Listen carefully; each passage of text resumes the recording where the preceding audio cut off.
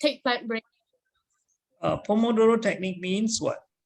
Take plant breaks. Plan breaks. That is, you read for, or you work. When I say read, it doesn't mean work, read only. You can be working. You can be writing something. 25 minutes, and then you take a 5 minutes break, and then another 25 minutes of work, 5 minutes break. 20. And what is the maximum hours you must go in one stretch of Pomodoro? 2 2 hours. Okay. That means you can have 4 sessions of 25 minutes. Are you with me? Yes. Don't stretch yourself too much. You see, the more you stretch yourself, the less your brain begins to work. You get what I'm saying? So you have to give your brain a brain break. You give your brain what? Break. A brain break. You don't break your brain, but you give your brain a break. So called a brain break. So you can come back. Maybe if you do 2 hours in the morning, let's say from 10 to 12, and then you can do another session from 4 to 6 in the evening, something like that. So it's like you still get 4 hours, but it's not 4 hours at a stretch. Okay, what else did we learn? That your brain has got 2 sides, right? Is there anything that we covered yesterday? Not yet. Okay, we learned a few more things today. Okay, let me share my screen. You guys can see my screen, right? Yes. Yes. Okay, good. Let's move on.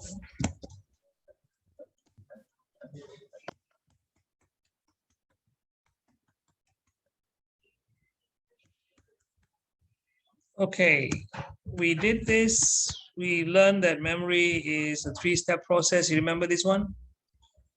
We also learn about short-term memory and long-term memory. Now, let me tell you one more thing about short-term and long-term memory. Do you know how much information do your short-term memory can hold? Make a guess. At any one time, how many pieces of information? Let me say, let's say pen is one piece. Then I say phone is another piece.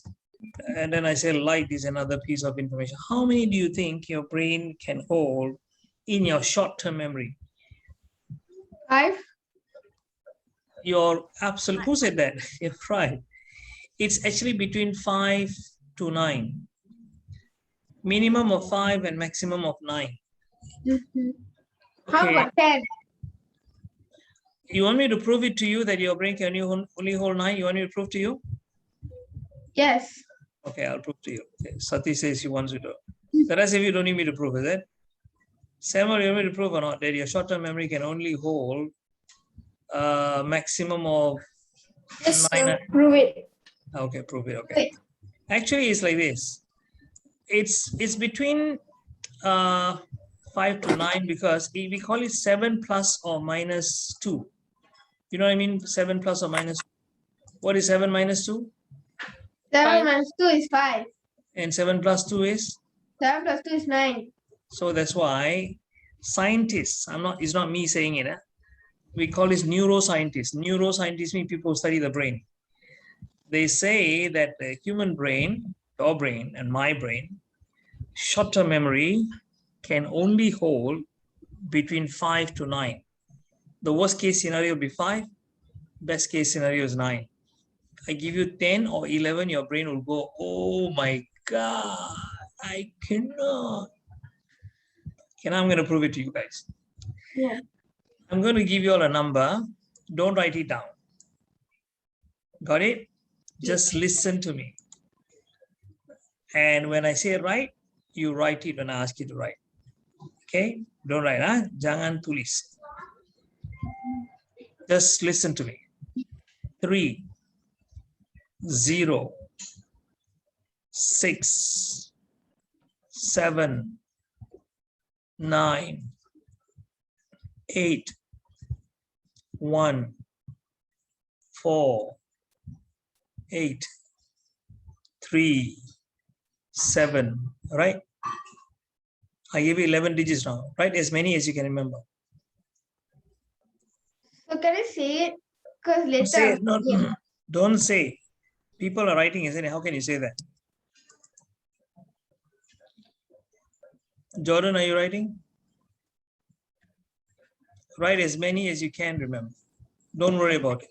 Remember 7 and 4. Okay, don't say, just write. Just write.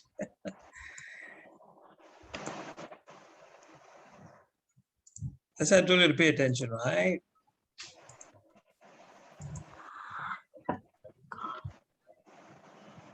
Okay, you guys can, I'm going to put the number in the chat box. You all can compare. You finish writing? Yes. And I want you to tell, you know how to see whether you're right or not. Let's say you miss a few numbers in between, it's still okay. As long as the sequencing is right. But if the sequence is wrong, then you don't count. You get what I'm saying? Yes.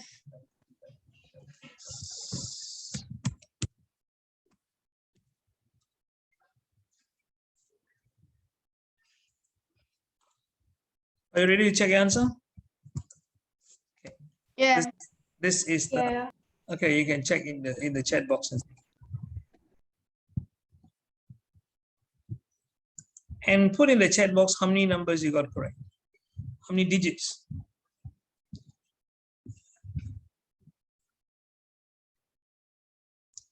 Okay, only 3. Okay. Okay, Sai got 8 digits. Samuel got 8. Okay, someone got, oh, Girival got 9. That's amazing. Rashmika got 8. I gave you 11 digits. Huh? Can you see most of you got, I don't know, those of you got 2 and 3. You are not paying attention possibly. But the rest of you got 8 and 9. 6, 8, 9. Can you see that? So does it prove that our brain can remember in short-term memory maximum of 9? Agree that? I didn't tell you how to write. I didn't ask you to write 9 correctly. But your brain, you yourself prove to yourself that a brain can only, short-term memory can only hold about 9 pieces of information. Does it make sense? But you may ask me, then how come I remember the 20 words yesterday? Because, you know why? Because it is not individual pieces of information anymore. When you create an imagination and create a story using imagination, you have made that into one. You get what I'm saying?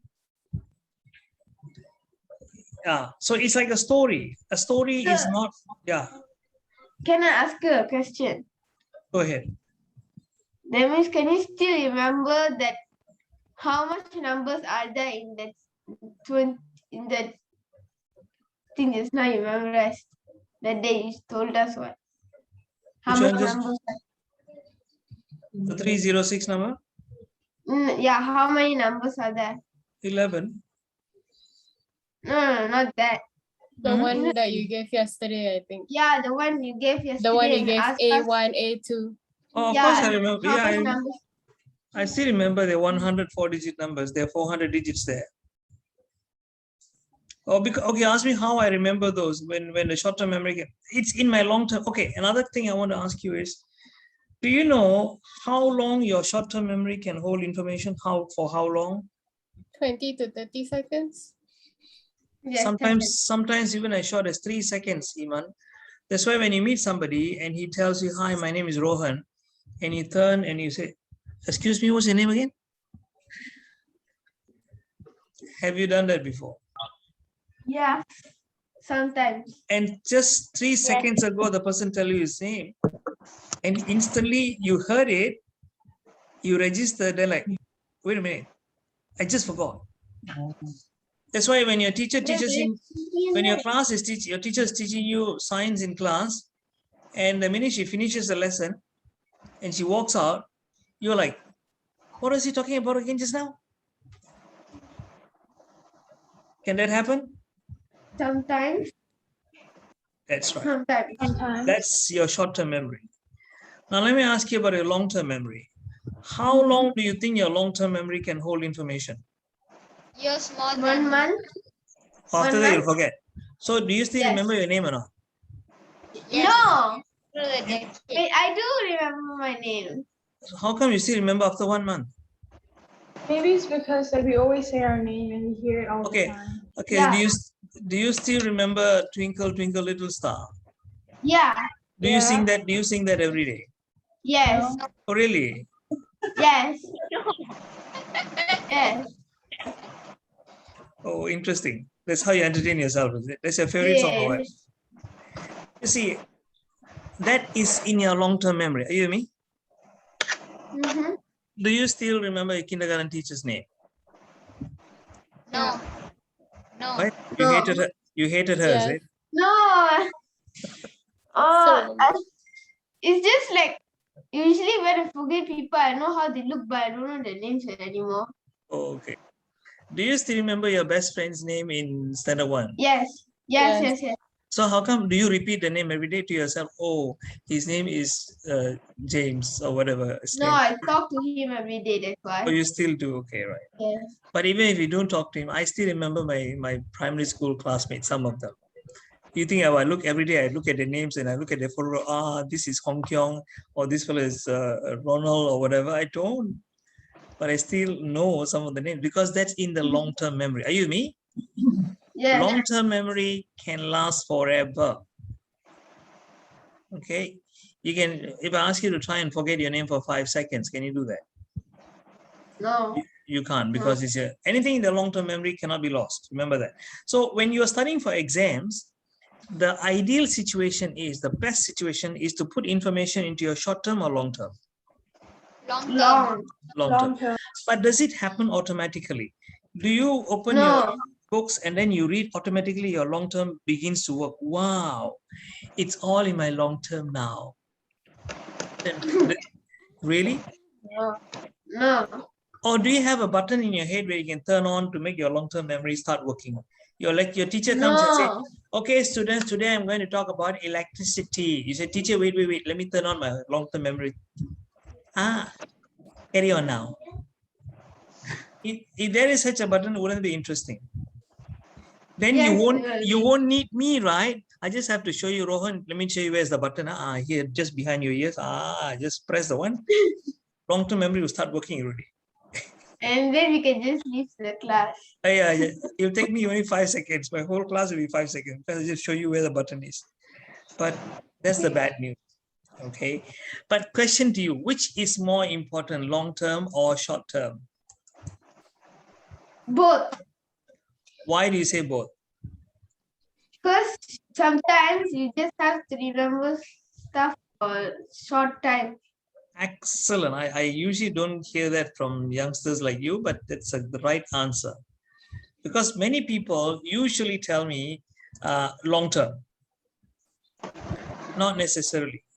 Because let's say you go to 7-Eleven, you buy a few things, you buy some bread and milk and some butter and some pencils and papers and all that, and it costs you 20 ringgit and 55 cents.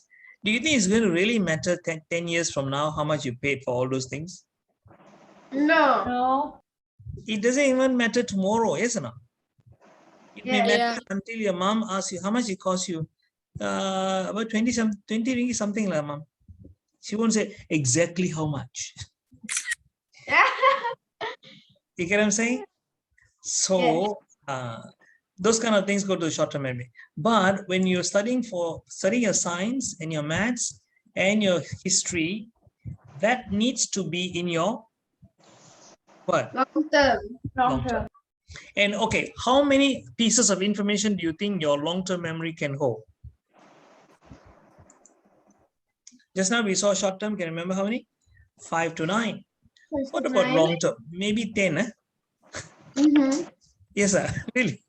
Infinite. You're right. Yes, Samuel. That is the right answer. Infinite. There's no limit to the amount of information you can put in the Wait, long. that's what I said. Hmm? I said infinite. Yeah. Is that good or bad? It's a good thing. It's quite bad. Bad, better. Why? Because must be- sometimes you want to forget it, but it'll still be there. Oh. No, I'm not talking about that. I'm talking about being how much you can put in. So that means to say it will be good. That means there's a limit. That means after you learn you finish your college degree and then you already got your PhD, for example. After that, no more information. Let's say I come and say, hi, Sai, my name is Jaya. You say, whatever your name is, don't tell me because my brain is already full. Really? Then you just take the things inside your brain, throw it out, and then pick it Okay. back up after you take the name. All right. So, okay, let me continue with the session today. Where's that? Can you guys see my slides? I got to, Yes. but I can't see my slides. Okay, right. Okay, now it's here. So see, this is how we do. So remember, we talked about EDAM formula. EDAM formula. Do you remember? I stands for what? Imagination. And D stands for? Imagination. D stands for? Dramatic. And I said there are three things you must do in order to dramatize. What are they? It's called the SAS formula. SAS. Size. Size, action, and sound. Oh, Self.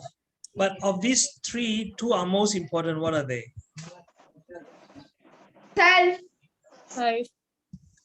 Not size. You can change the size if you want to, but that is not the most important thing. The music. The other two. Dramatic The and other self. two. Remember, I said that when you want to remember, you have action and self are very important. You must put in action, you must put yourself. Okay, let's go on to today's. I want to show you guys how you can apply what you learned yesterday into something that you may study. Of course, not many of you will be studying this. Those who are in primary school won't be studying about this. But those of you in secondary will be studying about artery. Who can tell me what is an artery? I was an artery. The brother of archery. Vein. You know what's an artery or not? I know what's archery, There's but three I don't types know of what archery. specialization: artery, vein, and the other one. So artery is one of the part where we supply blood to our body. Okay, you don't supply the blood, but it is actually a blood vessel. It's a what? Blood Blood vessels. vessels. There are two kinds of blood vessels. One is called artery, the other is called what? Someone just now said it. What's that called? Vein. Veins. Capillary. Okay. Artery carries blood towards or away from the heart. Who knows? Samuel, do you know? I think it's away. Yes, Towards. You're right. It is. Carries blood away from the heart. And what can you tell about the walls of the artery? Do you think they are thick or thin? Sophie, you want to try that? Tick, tick, tick, tick, tick, tick, tick. Okay, it's thick, correct. Do you think what kind of blood do you think it carries? There are two. One is called oxygenated and the other is called deoxygenated. So do you think the artery carries oxygenated or deoxygenated? Oxygenated. Oxygenated. Oxygenated means what? The one blood- has oxygen. The blood has oxygen in it. It is mixed with oxygen because you know that our cells need oxygen. You all know that. Yes? You know that, don't you know? Yes. Why do you think we are breathing? Why do you think we breathe? Because we take in the oxygen. The oxygen goes and it transfers from your lungs, gets transferred into your bloodstream. It mixes with your blood, and then the artery pumps, or your heart pumps, and the artery carries it to every part of the body. So that all the cells in your body gets the oxygen that it needs. You all know that, right? So it's called oxygenated blood. Do you think the blood flows in your artery at high pressure or low pressure? Hi. High pressure. Low pressure, really very slowly goes, is it? Your blood going, is it? Is it a high speed or low speed? Low speed. High speed. High speed and high pressure. Do you think your artery has any valves or not? Do you know what's a valve or not? A valve is it's like your tap. You know, you got a tap at home. There's a valve. You know, when you turn on, the water comes. It doesn't flow back inside. It can only flow one way, isn't it? Yes. Can you try and let the water go back into the tap? No. You can turn the tap upside down, take a water bottle full of water and pour it inside the tap. See, if you turn, because that is called the valve, right? So similarly, there's your vein would have valves, but do you think artery has valves also? No valves. No valves. Okay, there are no valves. Okay, now we relearn all this. I'm just showing you how you're going to learn, how you're going to memorize this. Because you see, sometimes, have you had this experience? You go into an exam, question comes out, what are the types of energy? You say, oh my God, I know there are 7, but I can't remember 3. Has it ever happened to you like that? Yeah. Yes. It did. Then I just did until the end of the paper, and then I remember. Sorry? Yeah, it did happen to me once. I completed the paper, and then once I remembered it, I wrote it down. Yeah, it happens to most of us. You cannot, you remember some of it, you don't remember the rest of it. But now I'm going to show you how to remember all of it perfectly by using the method we learned yesterday. By the way, the method we learned yesterday is called linking. It's called what? Linking. Linking. It's just like the links of a chain. Why it's the links of a chain? Because what you see, the strength of a chain depends on the strength of the links. Would you agree with that? Yes. So if one link is weak, the chain can snap. Am I right? Yep. So when you create the story, every part of the story must be strong.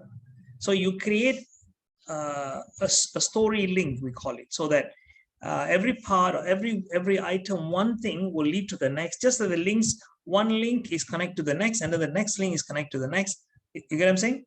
1 to 2, 2 to 3, 3 to 4, 4 to 5, and just like that's how we do it. So let's see how if we can use this in learning science. So artery. If you look at the word artery, it sounds like what?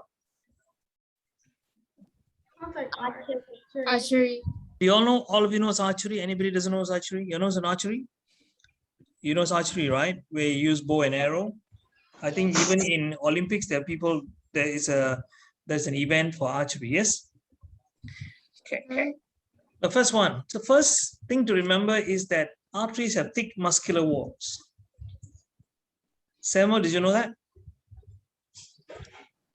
I must have forgot. Okay, never mind. Now you're going to learn this again. And Sophie, you know what's the next item? It carries blood away from the heart. And the next thing is that the blood flows at high speed and high pressure.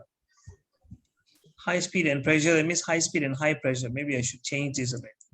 High speed, not high speed and pressure, but high speed and high pressure. Remember that. Maybe I might change that. Okay, never mind. It carries oxygenated blood. There are no valves. This is what we have to remember, for example. So how are we going to use our linking system? Remember this. Remember I said when it comes to imagination, you can imagine anything. So Yes. I want all of you to imagine with me when I'm going to share this with you. So then you can learn next time how to do this on your own. Let me take somebody here. Let me take who has been very quiet. Let me take Umesh. Umesh. Okay, Umesh is very quiet. Okay, let's say when I say Umesh, I want all of you to imagine yourself. Don't think of Umesh, okay? Okay. Let's say Umesh thinking, oh, what is this artery? I need to find out. I need to go into my body to see what really happens in an artery. And where is the artery? It comes from the heart. From inside the heart, the artery comes out. So why don't I go and take a tour of my heart? Can you imagine? how can he take the two of your heart? So you know what he did? He, by magic powers, he created another Umish 2. And this Umish 2 is very tiny, the size of an ant. Can you imagine? Just like, Honey, I Shrunk the Kids. And now he's taking Umish 2 and put in his hand. He said, hello, you're going to do me an assignment. So Umish 2 is asking, what assignment? I'm going to send you into my heart. You go there, do some research and come back and tell me, can or not? No. Then he says, okay, I'll try my best. Okay, you just go in and you follow my instructions, okay? You go, you will find a funny fella there. You talk to him and then you find out some information and come and tell me. Who's that funny fella? You will know, like, just go in, okay? You don't ask so many questions. You don't try to be funny. Just go in and do the job, okay? Can you imagine this? Yeah. Jordan, can you imagine you're talking to yourself, Jordan 2. Hey, hello, Jordan 2, remember? So you take this Jordan and put in your nose and you sniff him in and then he goes into your lungs, and from your lungs, he goes into your heart. Now, as he goes into your heart, he sees that the heart is covered with the Great Wall of China, a mini Great Wall of China. He said, wow, a Great Wall of China all over, man. How come, huh? He said, oh, it seemed like a very big obstacle. So he climbs over the wall. And as he climbing over the wall, he noticed there's one fella doing archery, one funny looking guy wearing all green like Peter Pan and doing archery. And this fella is inside the heart, in one of the walls inside the heart, and he's like, now I ask you this, is the Great Wall of China thick or thin? Thick. It is both thick and long. Yeah, so remember, when you imagine the Great Wall of China, you know that it's a thick wall, not a thin wall. You get what I'm saying? Thick boy. A thick wall, not thick boy, thick wall. Then you see this boy, doing archery from inside. And you see, hey, hello. What are you trying to do? The arrow might puncture my boss's heart, Then what happens? You die. That fella, he looks at you and say, you don't talk too much. You see, I'm shooting the arrow not towards the heart. I'm shooting it away from the heart. Can you see the big tunnel there, which is actually the blood vessel? He said, I shoot this arrow into the tunnel, which is an artery.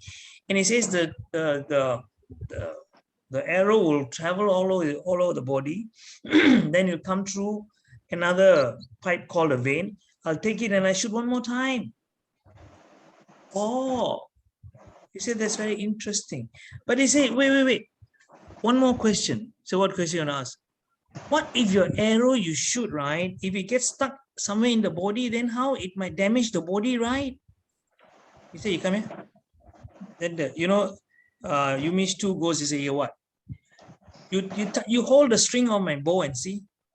Why? He said, you try to pull it. He said, it's so difficult to pull. You know why? Why? Because when I pull and I let go, because of the pressure on the strings, the arrow will fly at supersonic speed. Huh? Okay, you just watch. You see, yeah, I'm pulling so hard, right? So much of pressure, right? Bounce. And let go, right? Can you see the arrow? No, I didn't see. That's why, because it goes so fast. Before your eyes can even see it, it's already gone and come back. Oh, that's fast, yeah. And then you see, your clone is saying, can I ask you a favor? What favor? Can I take a tour of my body on one of your arrows? Maybe you tie me to one of your arrows and you shoot, so I also can go around and come back, because I got to go out and report, this is my assignment. Oh, okay. Then the green dress fellow, the archer says, hey, but wait a minute.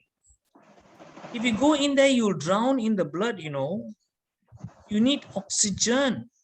You say, no, man, I brought oxygen tank. I know you're going to say that. I brought special oxygen tank. Say, can you see? Just like a diver, I got oxygen. So I'm oxygenating myself. Oh.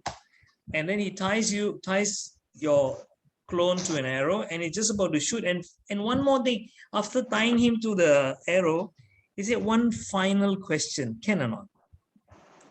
The fellow is so irritated. Hey, hello, I have no time for your stupid questions. Tell me, what is it? She said, what if there anything that blocks me, like maybe wasps and all that? And then he said, I have already cut off all the wasps. Can you see there's a big mountain of wasps here? I said, yeah. What are all this? I've already cut them all and put here already no more wasps. Yes, there were wasps last time, but now no more already. Why you worry about wasps? Understand? No, just go in and get of it. So he shoots and he go around, comes back, and he comes out of your nose and ding, he falls onto the table. Say, so what happened? He said, well, I went in and you know what? I saw a Great Wall of China. No? Huh, really? So thick? Said, yeah, thick. The walls are really thick. And then what happened? There was a funny fella standing on the wall and he was doing archery, I tell you. Hey, isn't it dangerous? He said, yeah, I also told him that. But he said, you know what? He's shooting the arrow away from the heart, not towards the heart. He said, don't worry. Oh, then, but don't you know that the arrow can get stuck in the body somewhere? He said, yeah, I also asked him that. But he asked me to pull the strings on his bow, which was so tight and very hard. The pressure was so high. And he showed me that the arrow flew at supersonic speed. Huh. And then you ask him, but did you take a tour of the body? Yeah, I want, and luckily I brought my oxygen tank. You know what? I felt oxygenated. And were there valves inside? Maybe, can block you. No, that fellow very smart. He really cut out all the valves. He made it so smooth, like, the slide in Sunway Pyramid. Just like water, I was sliding down very easily and went into, and then it came back, and now I'm out here. Now, students, I want you to write on a piece of paper all the characteristics of an artery in the sequence I just told you. I still remember. Okay, don't say it, write it down. Don't write on a piece of paper.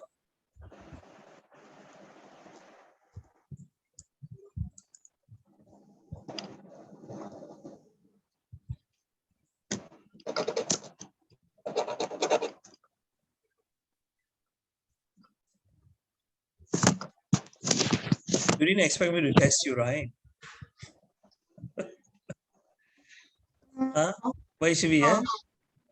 Yeah.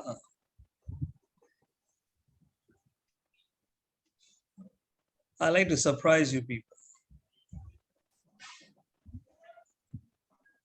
Or in a way, challenge you people.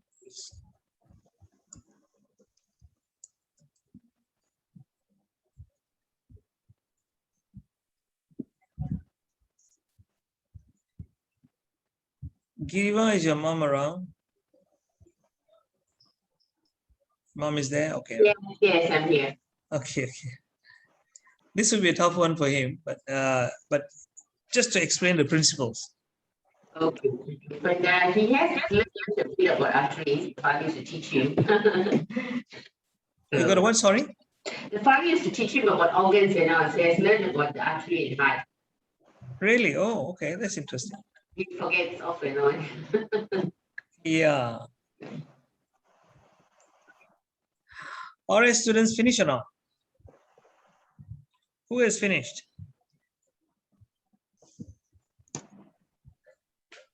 Rashmika, finish. Jordan, done. Huh? I got 4. Okay. Sai, finish. Lakshya also Sai. Okay, Lakshya Sai. You can lower your cameras. I can see your face. I can see your hair. Lakshya Sai. Tak nampak muka pun. Okay. Now a bit better. Still, I can see setengah muka ni. Vinisha also same. Oh, your camera cannot be moved, is it? Oh, can be moved. Okay. That's better. Still no, it's moved back up again. Okay, you guys want to check your answers? Ready to check answers? Yes? Yeah. Okay, let's try. Yeah.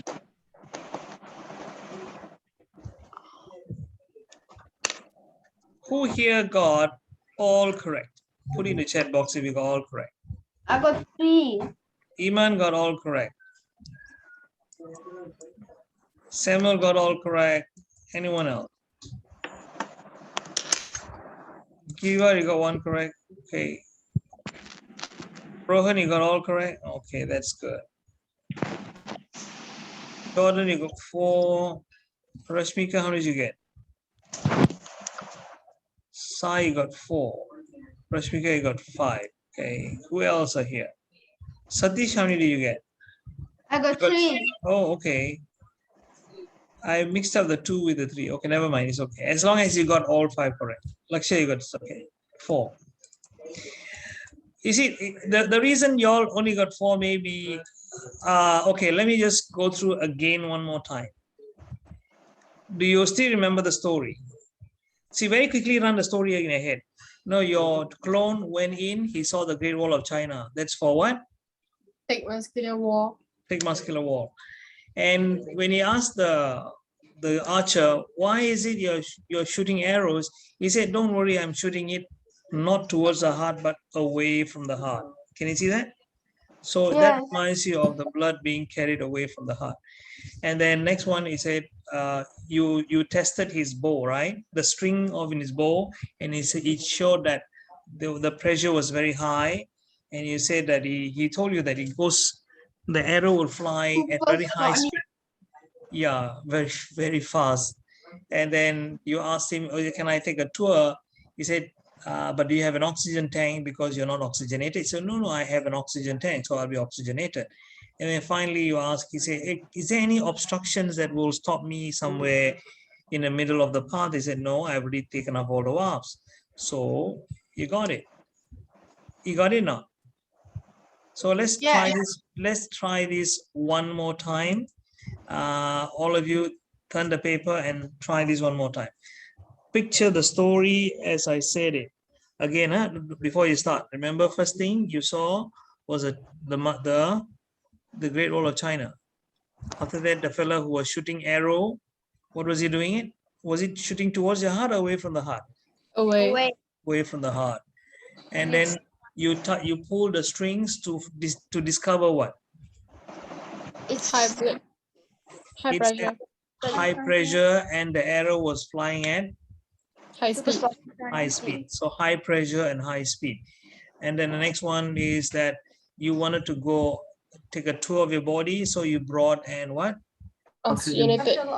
So you brought an oxygen tank.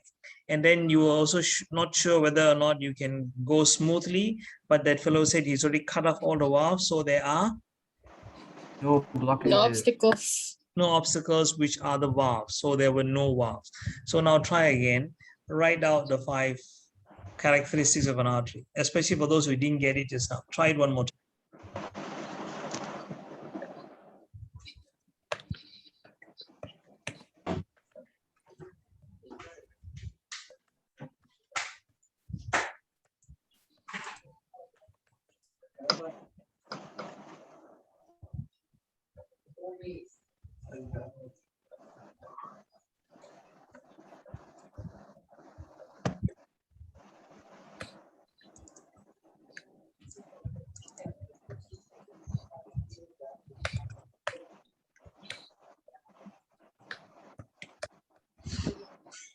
You finish?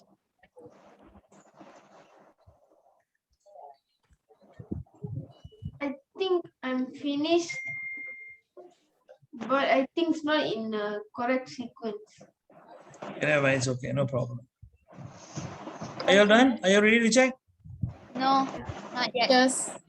Just got 2 more. Okay. See, as I'm telling you the story, you need to visualize it. If you don't visualize it, then you won't get it. Iman, isn't it? Yeah. Did you visualize as I was telling you the weird story? I know it might be a bit tough if you're not used to it. Was it very difficult to imagine that? No. No? Okay. Okay, done. Let's check.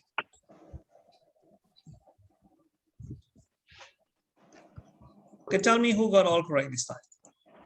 So my one's not in sequence, but I got all correct. Okay, never mind. Okay. Sai, how many did you get? Iman, you got 5 out of 5. Sai got 5. Who else? Jordan, how many? Satish, 5. Rohan, 5. Sophie, I think you got 5 earlier also, right? Sophie. Can't hear you. Oh, you got 5 out of 5. Okay. I got all correct. Sashi, how many did you get? Also 5. Okay, right. See, sometimes you just need to practice a little bit for you to get all 5 right. Let me ask you this. Do you think if I were to test you tomorrow, you very likely would remember all 5? Yes. Yes. Why? Because we This remember is my it. long-term memory. Yeah, but why? How do you think it went to your long-term memory? Because we keep doing it over and over again and trying it. Because we use our left and right brain. Yeah, because you use your imagination, isn't it? Yes. Because remember this, reading this list 10 times or 20 times doesn't transfer to your long-term memory. Would you agree? Yes. Yeah. I'm sure you all would have tried that. Yes. I mean, trying to read something over and over and over, and you still go to the exam and you forget. Tell me if you have this kind of experience. Yes. Yes, a lot of times. Because rote learning does not work. You know it's rote learning or not? Not R-O-A-D, rote. R-O-T-E, rote learning. Rote learning means you keep on doing it over. You beat yourself up with it. You're like, let me try it. Let me do it. That's not the way. It's going to become very tedious. You're going to hate it. You know? And that's what our school teachers will tell us. You can ask the teacher, I cannot remember these scientific facts, or my sejarah. What do I do? Baca banyak kali lah. Read many times. Read over and over and over until you get it. Oh, that's the kind of advice I used to get. Is that very helpful? No. No, it's not. In fact, it makes you more frustrated, isn't it? Yes. But let me share with you that even when you use these methods, this information has not gone to your long-term memory yet. I know that might sound very disappointing, but I will show you how to transfer to the long-term memory. Just like when I did for the numbers. Remember yesterday you all tested me on the 4-digit numbers? The A5 and all that. Because I have transferred it to my long-term memory by using a strategy. There's a method of doing it, which I'll be teaching you in a while. Okay, let's use this. In order for you to use your imagination, you've got to free your imagination. You know what's free your imagination? That means let it, do not let any kind of restriction come to your imagination. Don't say, that doesn't make sense. Oh, that is not possible. Oh, is that okay? Oh, that's too violent. Oh, no. Don't worry, because it's your imagination. When you watch movies, do you tell yourself, how come Avengers so violent? You don't say that, do you? No. No. No, because we accept it. So, and do you agree that every movie originated in somebody's imagination? Yes or no? Yep. Yes. Whether it's a ghost movie, whether it's a love movie, whether it's a suspense movie, whether it's a detective movie, or whatever movie it is, somebody imagined it. They got some actors. They say, you play this role, I'll put this music here, and then you have the movie. So just like that, don't worry about your imagination. Okay, like for example, if I say, I want you to connect 2 words together, cat and fish. You may say, oh, cat and fish become catfish. No. Or you may say, the cat is eating the fish. Yes, you can, but that's not interesting. But if I say, what if the cat is actually diving and catching fish underwater? That is interesting. Can you see that? Yeah. And if I were to tell you, let's say, apple and teeth, what is the natural picture that comes to your mind? Apple An and apple with teeth. Teeth. Someone biting an apple. Someone biting an apple. What if I said the apple biting your thumb with its teeth? How would that be? oh, that's straight out of a horror movie. Yeah, but if you imagine this, do you think you will forget this incident if you really are not going to happen? But even if you imagine this, isn't this more interesting than you biting an apple with your teeth? Yes. That's what I mean. Okay. Can I want you people to try? Remember, the two things you need to have is self and action.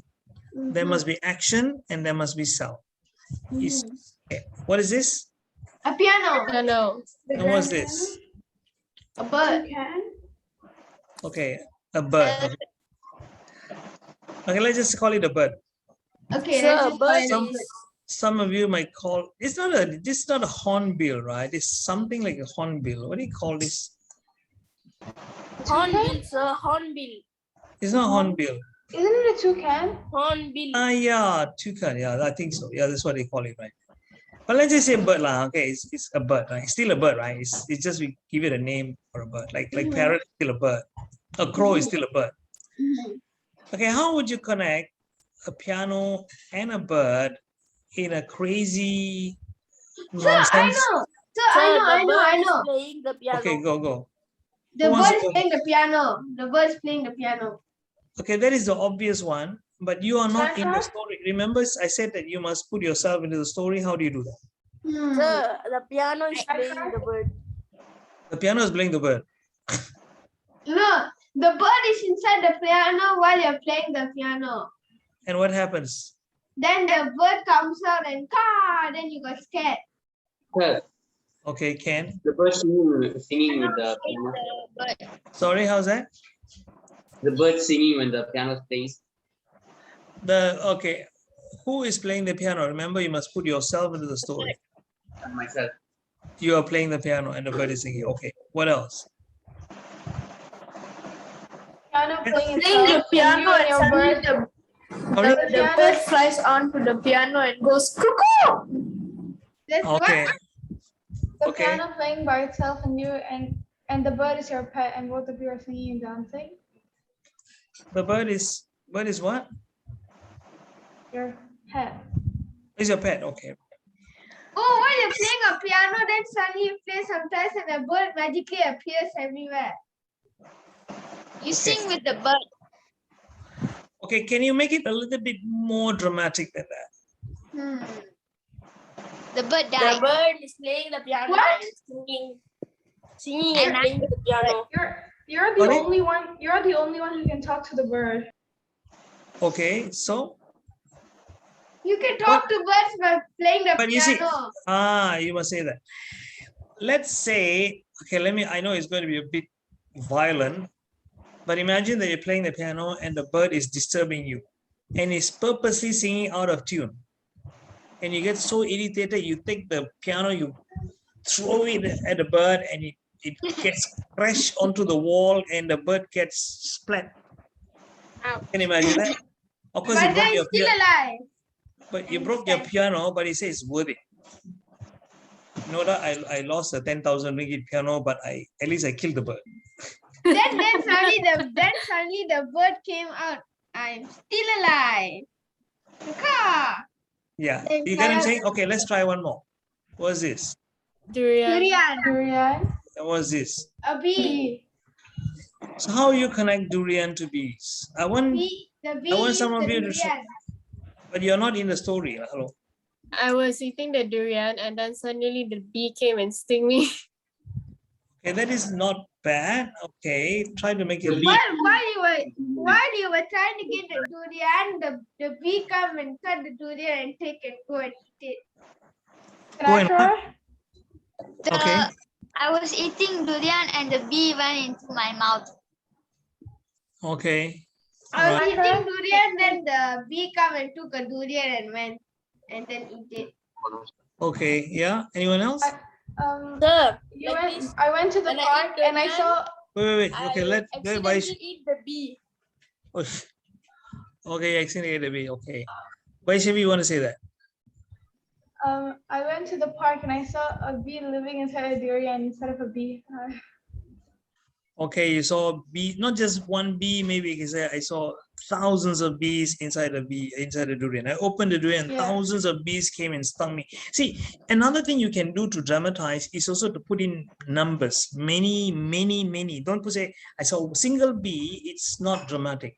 But if you say I saw thousands of bees coming out of the durian through its stalk, maybe Whoa. and then he said one bee came, I said after one, then you two, then I saw thousands of bees and they started chasing me. Can you imagine this? Whoa. Next one, what's this? A shoe. And A monkey. A monkey? how would you connect a shoe? Oh, I know. I know. monkey selling Why shoes you in the were jungle. The monkey stole the shoe and ran away. And he sold RM5. The monkey was selling shoes in the jungle. Sir, the monkey is wearing shoe and going to the mall.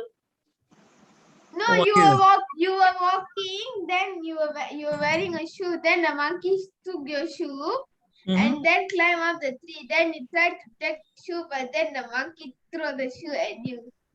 And then Okay. The monkey bonked you in your head and you knocked out and he took your slipper and your wallet and then went to the mall and bought everything he needed and become a fancy monkey. Okay, one thing, remember this, when you make a story, do not make it too complicated as well. Just be simple. You get what I'm saying?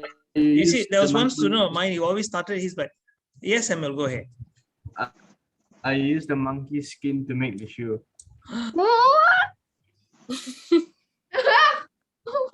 Okay, right. That's gory, but that's good.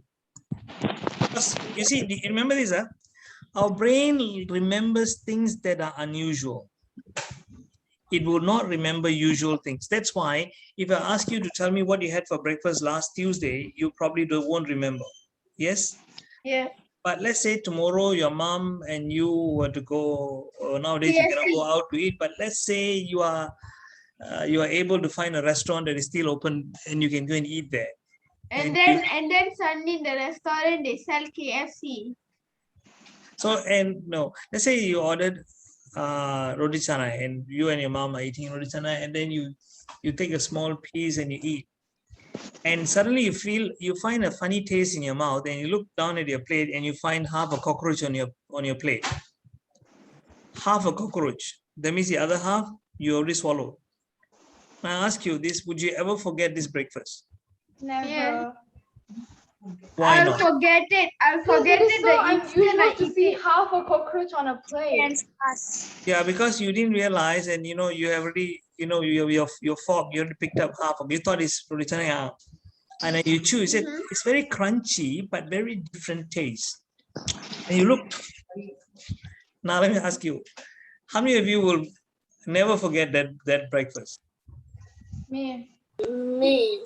Yeah, why? Because that is something unusual. You don't eat breakfast, or you don't eat, and you would you ever forget that mama shop or not? I'll forget it. I No. don't think I will. No way. You'll never forget. Why? Why? You'll tell your friends, don't go there, they serve cockroaches. Yeah, no. That's why I'm saying when you want to remember something, you must make it as weird and unusual as possible. This is something for you all to I won't be seeing you again for what The elephant ate the computer and became a king and was sitting on a carpet on a mountain. you must put yourself into the story. Let's try this very quickly. Okay. Oh, sir, I know. Can I tell? Can I Go. tell?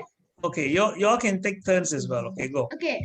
The elephant was using the computer and became a king with a carpet on top of a mountain. No, used that's not good. You are not there. Remember, I say action and self must be there. Action. Yeah, and I'll self. come in the middle like that. No. You must start from the beginning.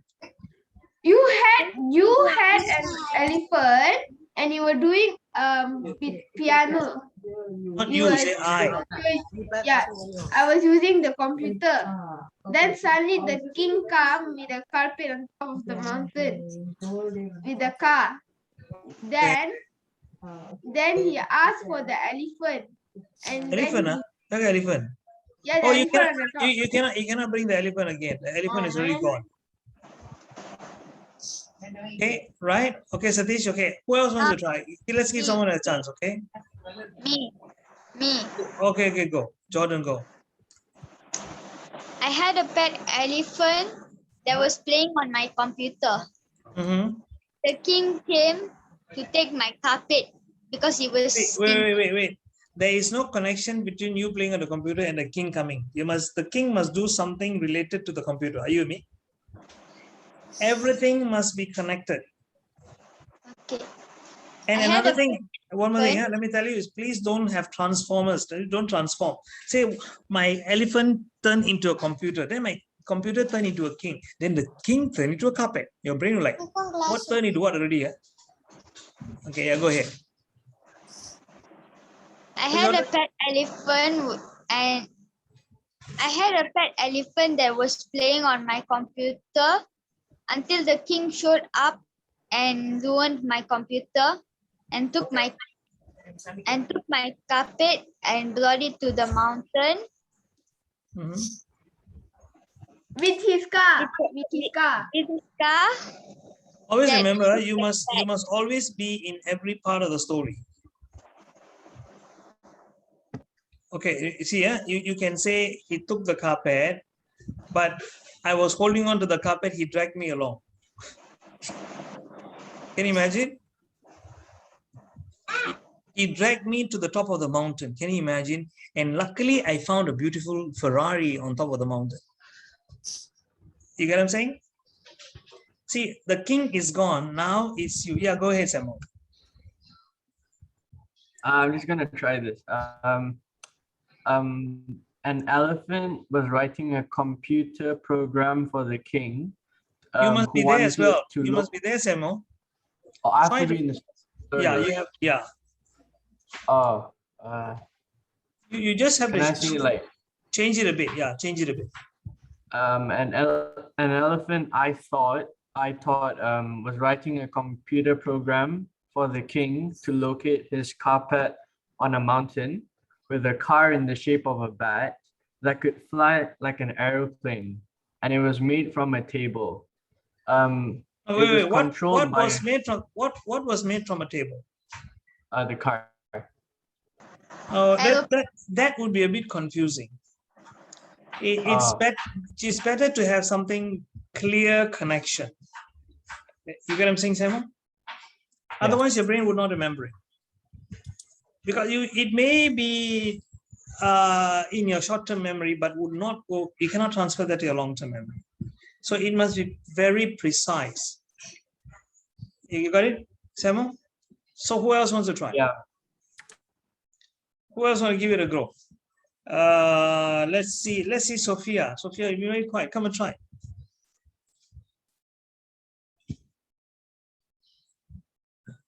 Unmute yourself. Come on. I don't know. Give it a try. Don't worry about. See, students, remember this. We learn best when we make some mistakes. It's okay. And also remember one more thing. Everything is difficult before it becomes easy. Do you know you people can give me things, I can just immediately connect them in a crazy way. You all can try. You want to try on me? Anyone wants to try me? Try me. Give me two different things. Huh? Sir, can I try this memory test too? Yes, go ahead. Wait. I want to give. Wait. I'm asking Sophie first. I want to give all of you guys a try. So Sophie, go ahead. Go ahead. Don't worry about being wrong. We don't have to be perfect. No, we cannot be perfect in this. Okay. I was at the zoo and I saw an elephant use a computer to watch a king fly on a carpet across the mountain. Okay. It saw a car filled with rats, but okay. As it wanted to get closer, an aeroplane flew in front of it, and the table came out. Of where? The aeroplane. Okay, great. Continue.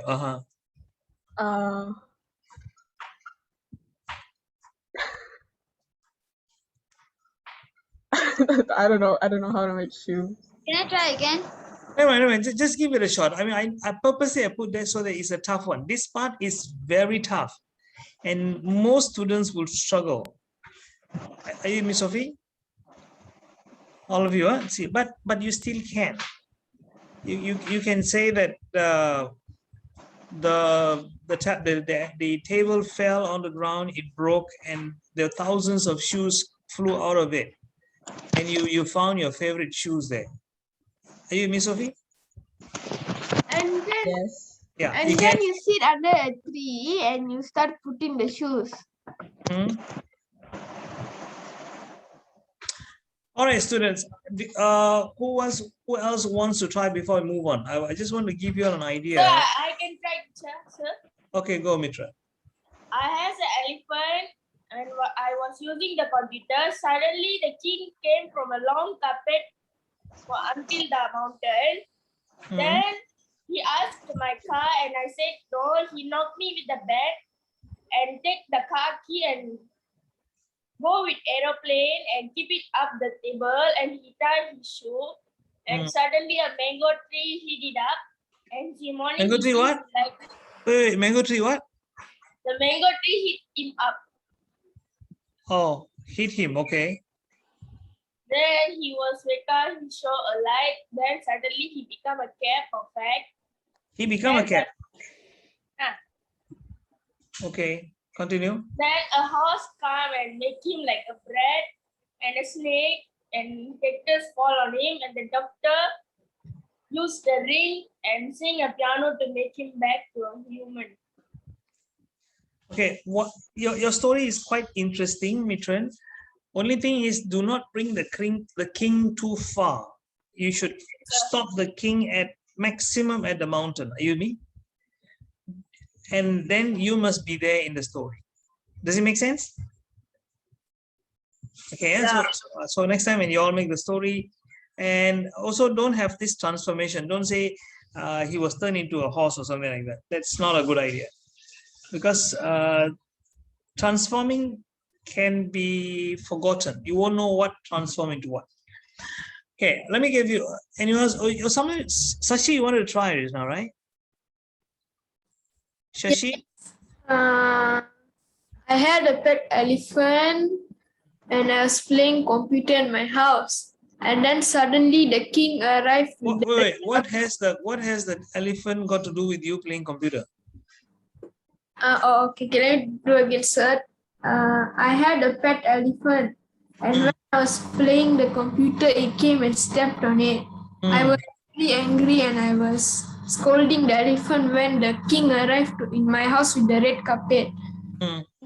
And then the king ordered me to go to the jail in the mountain because of animal abuse. Okay. And then I was trying to escape, and then when I saw a car in front of the jail. But then when I was about to get into the car, someone with a bat came and smashed the windows of the car and the... Oh, that bat. Okay. Or not the flying bat. Okay, right. And then I also got very angry and I kicked him to an aeroplane. Okay. And then the aeroplane crashed into a restaurant and fell on a table. And the whole restaurant, there's only one thing, a shoe. Okay. And then in a shoe had a seed. And when I planted the seed in the garden of my house, a tree grew. And then because there was no sunlight, I put light around the tree. Okay. And the tree gave me a cap. And so I took the cap and then gave it to my horse. That's all I can do. Gave it to my horse. Okay, wait, continue. Let him finish. Then I took the cap to the farm. When I saw a horse, I put the cap on the horse and I ride it. Then we reached a hay bale farm. Then the farmer gave me some bread, and then suddenly a snake came and said, I want the bread. But I said no. Then it stung me in the leg. Then I fall on a cactus. And then a few minutes later, doctor arrived. And then I was treated to the hospital. And after I was treated, I went back home. And then someone ringed my doorbell. That ring, okay. It was my piano lesson teacher. And then he said, I'm feeling okay. Then I said, okay, so let's continue our lesson. Then I started playing the piano. That's a very good story. Wow. But I would maybe if I can improve a little bit, Sashi, maybe the last part, maybe you can say after you fell onto the cactus, the doctor comes and treat you. Maybe you give, because a physical ring is easier to visualize than a ring of the doorbell. So you may say, I didn't have money to give, so I took my ring and gave it to him. Okay. Or if you're a girl, you can say, the doctor gave me a ring and proposed to marry me. And then after he gave the ring, he started playing the piano. Yeah, right. So now, students, so far, if you ask me, Sashi has come up with a very good story based on what I have said. It fulfilled the criteria. Yeah? Can I give it a try? I think you can do this on your own already. Y'all got the idea, students? Yeah. Okay. You can use this even for remembering mammals. Do you know when you read your textbooks in science, for example, you have a lot of words there, right? And first thing, you know how you use this technique? You look for keywords. You know how your textbook will be written, especially primary school textbooks. Mammals. Do you know what are mammals? Is there any keyword there? No. Mammal? What are mammals? Yes, No, mammals. that's not a keyword. Mammals can be found in all parts of the world. Is there any keywords there? All part of the world. It's not a keyword. Found. No, it's not. It's not. Some mammals live on land, some mammals live under the water. Any keywords there? Underwater and on land. No, those are not keywords. Mammals. All mammals are warm-blooded creatures. Blood. Yes. What? Warm-blooded. Warm-blooded. So you underline warm-blooded, you take it and you write separately. So you see that? And then you say that, do you know that you are also a mammal because your blood is warm? Is there any keywords there? Yes. Not a mammal. No. Not really. Is not really a keyword. And in order for mammals to maintain their body temperature, their bodies are covered with fur. Is there a keyword there? Yes, Fur. covered with fur. Body, okay. Now let me share with you how some of my students use this method to remember this. They say that they came up with this story. They said, they actually act it out. Do you know, if you guys are physically with me now, I'll ask you to act this out. They came up with a story like this. They said there were three people: a doctor, a patient, and a stupid nurse. That means the nurse is a little bit like a bit thick in the head. She will do all kinds of mistakes.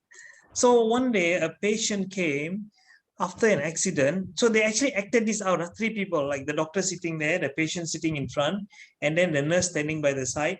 And the doctor will ask, so what's your problem? The man says, doctor, I just had an accident. I lost a lot of blood. I'm going to die. Please save me. And imagine this is being acted by three people. And the doctor will say, okay, don't worry. And she tells the stupid nurse, bring some blood. We got to give this man some blood. So the nurse will go and open a freezer. Inside, she will take a block of frozen blood. Can you imagine? A block, no. And she will bring and throw onto the table. Here, doctor, dunk onto the table. The doctor will look at this. You idiot. You think what is ice cream? I can ask him to bite in it or what? Blood transfusion, I got to put it through his veins. You know not. Oh, sorry, doctor. And then you know what she did? And his warm blood, this is cold. I cannot give him cold blood. He needs warm blood. Do you understand? He's a mammal. Okay. She goes to microwave oven. She puts the blood plastic bag in the microwave, heats it and brings it back. Is this warm enough, doctor?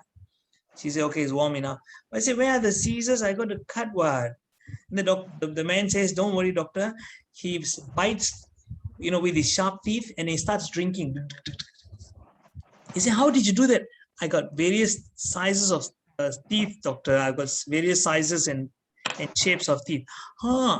And after he drank, he started jumping all over the place, the patient, and he starts climbing up the curtains. So the doctor is very puzzled. She said, "How come? Why is he climbing all over the place? Where did you get this blood from?" He said, "Yesterday I went to the Zoo Nagara. They were selling some monkey blood cheap. So I bought the doctor. So he's become a monkey because of that." Can you imagine that? And he began to have fur growing all over his body. And he turned into a monkey. Can you imagine this? This is how you can remember all the points. Huh? Okay, let's move on. Yes. Okay, next one in the Idam formula, I is for Imagination. D is for Dramatic. and in dramatic there are three things. What is SAS stands for? Size, action, Size, self. action, And which sound. are the two important things in the size action self? We must use our Action and self. action and self. Now A in the Idam formula is associate. Is what? Associate. You can write in your notes, if there's a blank for you to write down, write there associate. Let me share with you what I mean by associate. We looked at the colors of the rainbow yesterday, didn't we? How many Yes, colors we are in a did. rainbow? Yes. 7. 7. And you know what they are, right? Yes. They are Red, Orange, yellow, green, blue, blue, violet. indigo, violet. Do you know there's a way of remembering this? Yeah. It's called mnemonics. You know what's a mnemonic? Mnemonic means you take the first alphabet of whatever you want to remember and you make a sentence. Like, for example, during my school days, my teacher said this: Richard of York gained battle in Maine. I don't know who the heck is Richard of York, but I still remember Richard, R for red, O for orange, Y for yellow, G for green, B for blue, I for indigo, and B for violet. Can you see that? But you know what? I got some very, very cute students like you. When I asked them to create their own, they came out with this. How is this? What is this? Okay. And then one more student said, "Teacher, I can do better than her." I said, okay. She came out with this one.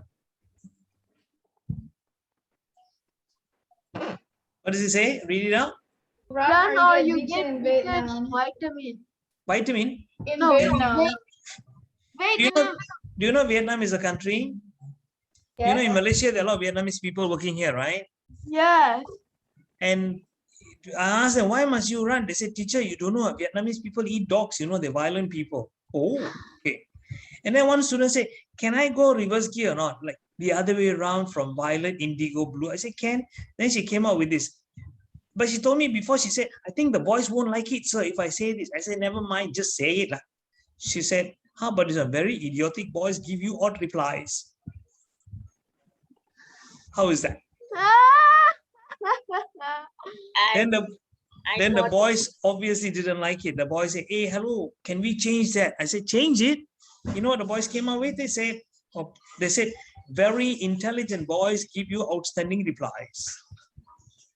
How is that? Whoa. But sometimes you learn it in Malay, right? In Malay, it's merah, jingga, kuning, hijau, biru, indigo, ungu. Mm-hmm. And your teachers might have told you Michael Jackson killed his brother in USA. No. But I tell you one, I never forget which one girl when I was in Bukit Mertajam, because I was going from school to school giving these talks, right? And one girl in Form 3, she came and said, Cikgu, saya pun ada buat macam tu mnemonic tau. I said, ya ke? I cakap lah. She said, untuk warna pelangi, that means, you know, the colors of the rainbow. And she said this. Read this. Malam jangan keluar, hantu boleh ikut you. So, it's merah, jingga, kuning, hijau, biru, indigo, ungu. Malam jangan keluar, hantu boleh ikut you. Is that easy to remember? There's Yes, another very- one. Yeah. What? Mat Jenin Ah. keluar hutan bawa ibu unta, is it? No. The one I memorized was mari jual kacang hijau bersama Ipin Upin. Oh, okay. Sometimes they got Michael Jackson kena halau what's that? Halau bagi what the India Utara or something. Balik India Utara. Okay. All right. Anyway, you got it or not? So if I were to give you, how many oceans are there, students, in the world? Thousands? Thousands. Thousand Seven? oceans. Are there 7? 8. 7? No. 8. 7 are continents. Oceans less than 7. 5. No, wait. 5. 4. Exactly. 4. 5. 5. 6. No, I just said 5. You're going to change 6. Well, you got one ocean you found, is it? Okay. There's extra oceans as well. There is extra where. Let me tell you what the oceans. Who can tell me what are the oceans? I can. Pacific Ocean. I can name Yes. one. Only Okay. one. Pacific. Okay, tell me. Let me tell you what is it. Is Indian. The Mhm. Indian We, Ocean. the Indians are the Southern only people Ocean. who own an ocean. Isn't it interesting? Yes, India Pacific Ocean. North, India Pacific. North Atlantic Ocean. Pacific. Some more? Is the Indian, Arctic considered? Atlantic, Pacific, Indian, Arctic. Atlantic, yes. Arctic. No. Southern. Atlantis. Atlantic. Antarctic. No. Indian, Atlantic, Pacific, Arctic. Yes, sorry, Arctic.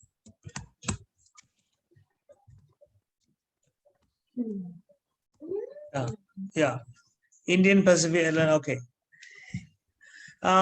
You know how to remember this? You can come up with a sentence like I always play at school. Can you see that? I always play at school. So Indian, Atlantic, Pacific, Arctic, and Southern. You got it? You got it, Rohan? So you can come with your own. Huh? Okay, next one. Just next thing in your. Hey guys, I got to give you guys a break. Let's take a short break. We come back at now it's already 11:37 already. I will give you guys a 15 minutes break. Is it okay? Yes, sir. So we'll come back at 11:50. Mm-hmm. Okay. I give you 13 Yes, minutes. sir. Okay, see you guys. Goodbye, sir. Yep. Bye, sir.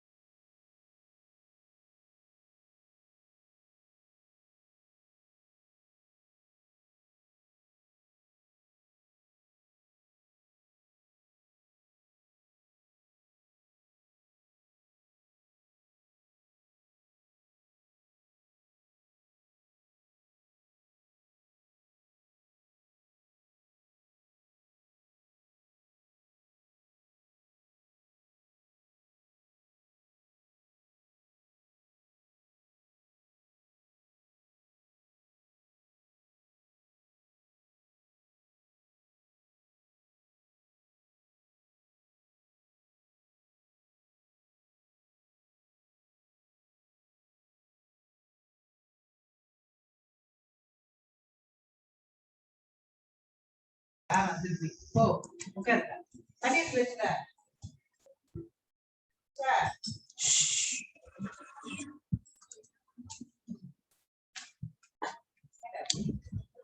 students. Hello, teacher. Hello, sir. Are you all here? Are you back? You had your tea? You had drink? Sir. Sir. Yes, Satish. It's Where- actually Let me see how many of you are here. 1, 2, 3, 1, 12, 13. 13 of you. No, sir. Yes. Later, right? Around 1 o'clock, I'll be leaving the maid because I have tuition. Okay, and I want you all to get ready. Sorry, I didn't tell you this. I need you all to get some color pens and some A4 paper. Do you have it? Yeah, Sir, let me I'll go be right please, back. 5 minutes. 5 Okay, minutes. give you guys 2 minutes. Go quickly get it.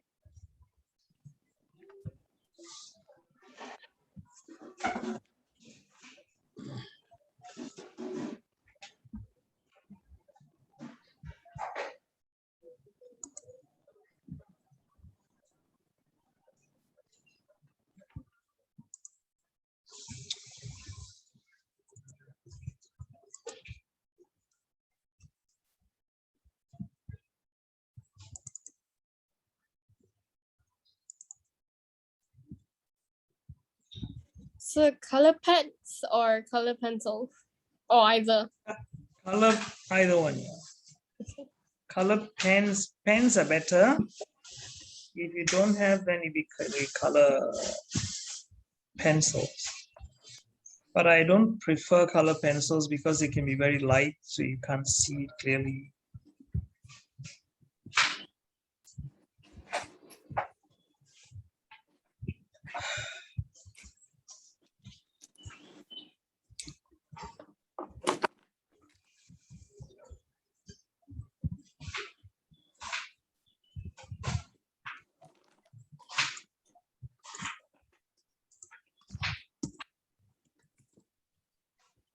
Is it for the mind map, sir? Yep, that's right.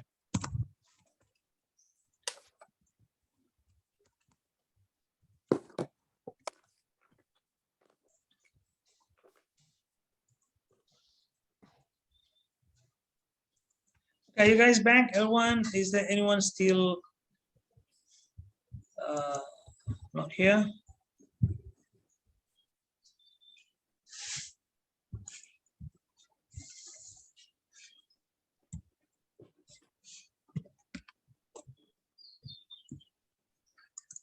Okay, then.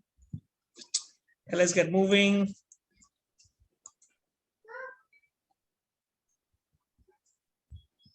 Share application. Okay, let's go. The last part of my memory training. Remember, in the EDAM formula, we already covered I for imagination, D for dramatic, and A is for association, and finally M is meaning. M is what? Meaning.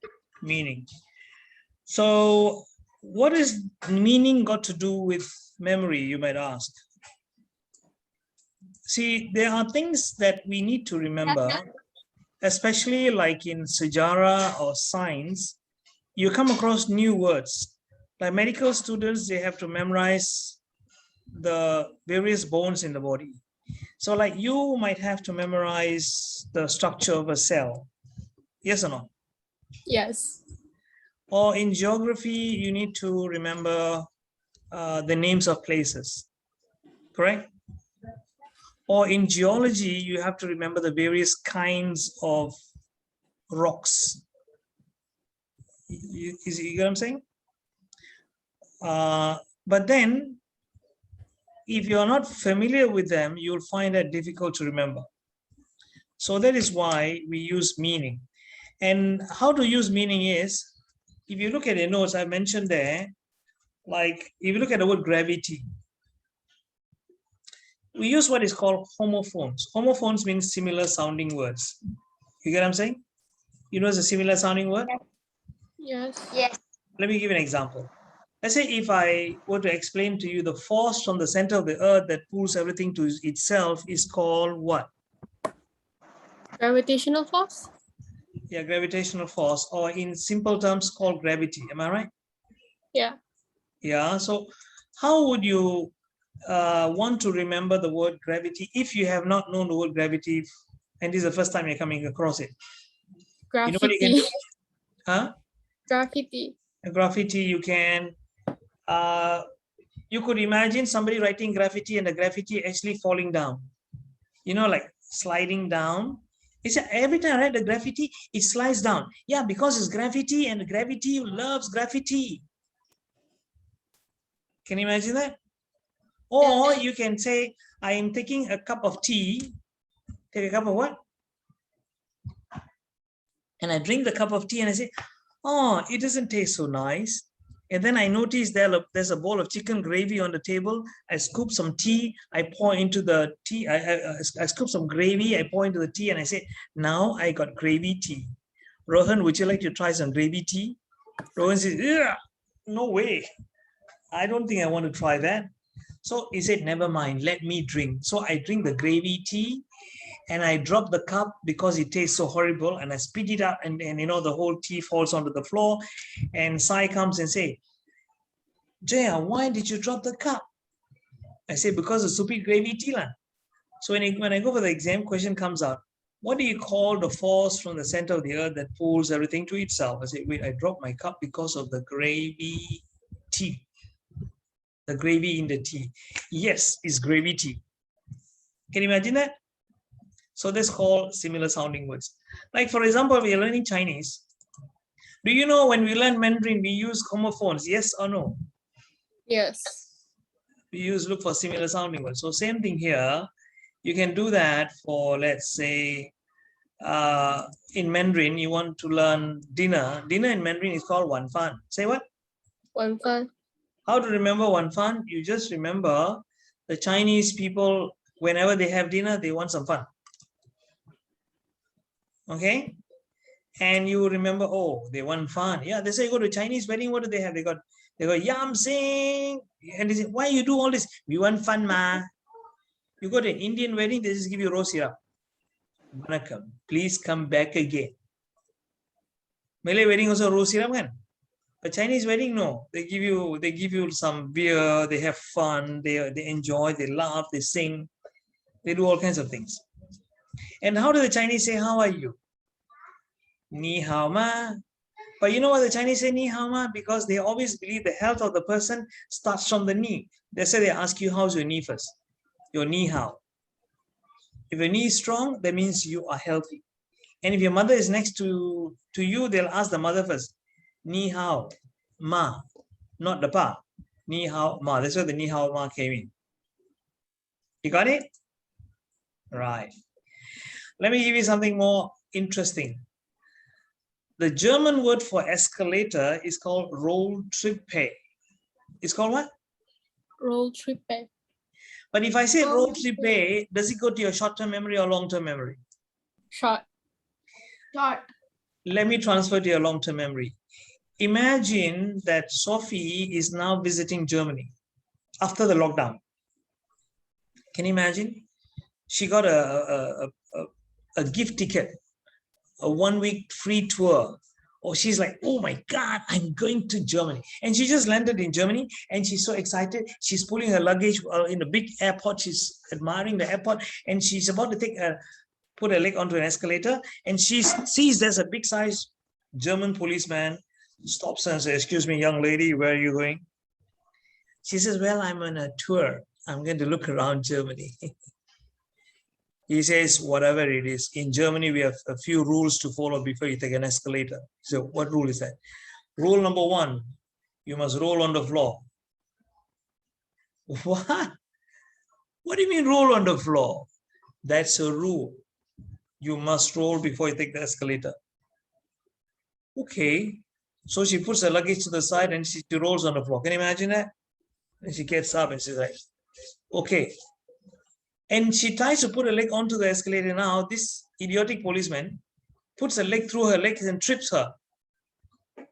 And what happens when you fall onto an escalator, facing face forward? What happens? Dangerous, right? Yeah, very dangerous. But let's say she was lucky and she managed to break the fall, and she cut her lips. And she said, "Excuse me, sir, what is that for, if you don't mind?" She said, "That's rule number 2. Now Sophie's like really upset. She said, "Excuse me, is there any more rules? You better tell me before you surprise me further." She said, "Yes, you got to pay me $2. For what? One, because I make you roll, and one more because I tripped you. So in Germany, we call our escalators Rolltreppe. Because we make you roll, we trip you and make you pay for that. And that's why. And one day I was saying this, and one girl in my audience, she asked me, "Really, sir? The German people are so stupid. How can they do such thing? Who's going to visit the country?" I said, "Don't worry, girl, they stopped doing that now." I said, "Oh, then now can go, sir." I said, "Yeah, now can." But that's not true. It's just a homophone. So if I were to ask you, what is the German word for escalator? Who can tell me? What is that? Rolltreppe. How do you know? Because she rolled and then you she pay. had to pay. Yeah. You roll and make you trip. To make you roll, they'll trip you and make you pay for that. Can you see that? Yeah, this is how we do it. Okay, now I'm also going to give you all some other words which you can also write it down.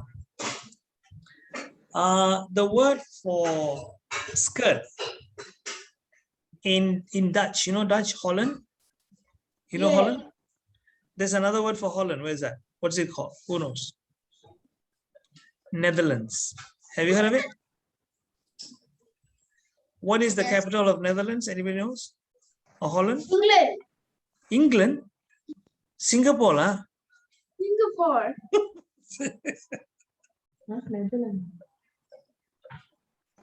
England is bigger. Yeah, yes, correct. Who said that? Absolutely. Okay, good. Okay, anyway, do you know, the word for skirt in Dutch is called rok, R-O-K. Spell what? I'll put in the chat box, huh? It's called Roro. It's called rock.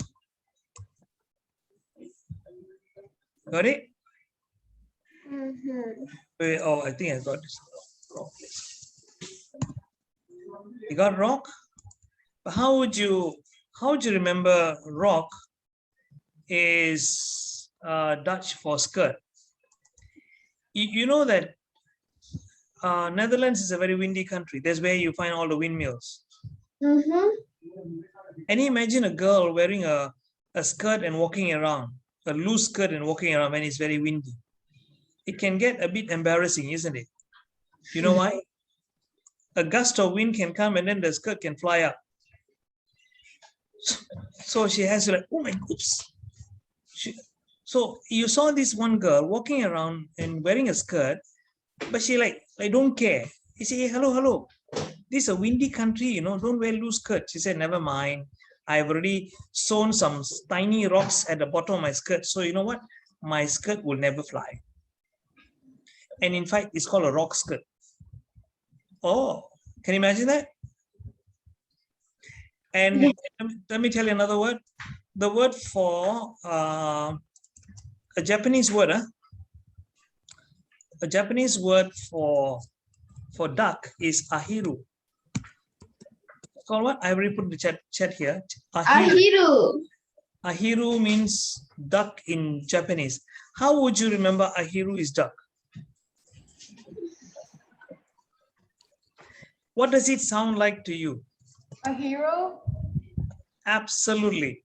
So how would you connect a hero to a duck? The duck became a hero by saving A hero another who duck. saves the duck. Okay. Or you can imagine that you are in Germany. You're in Japan, and you're crossing a road, and you see that some ladies are bowing down at a duck, wearing the kimono. So you ask them, "Why are you bowing at the duck for?" They say, "Oh, in Japan, this duck is a hero because it saved our emperor's life many centuries ago." Really? So yeah. So you must bow down. So you also bow down. When you tell them, "But in Malaysia, we cut and eat them." not in Japan. A duck is a hero. That's why we call it a hero. Can you imagine that? Yeah. Then I give you a Spanish word, pacaro. Uh, Do you know the pacaro in Spain? In Spanish? no. Do you all know Spanish or not? Parsta. Hasta Spain, la vista. yeah. What is famous in Spain? Who can tell me? Their food. Everywhere also food is famous lah. Hello. That means it's the easiest answer. Do you know what's a bullfight or not? A what fright? A bullfight. Oh, yes. Oh, Oh, bull. yes. Yes, Do you know they have the? Do you know the black bull? Yeah.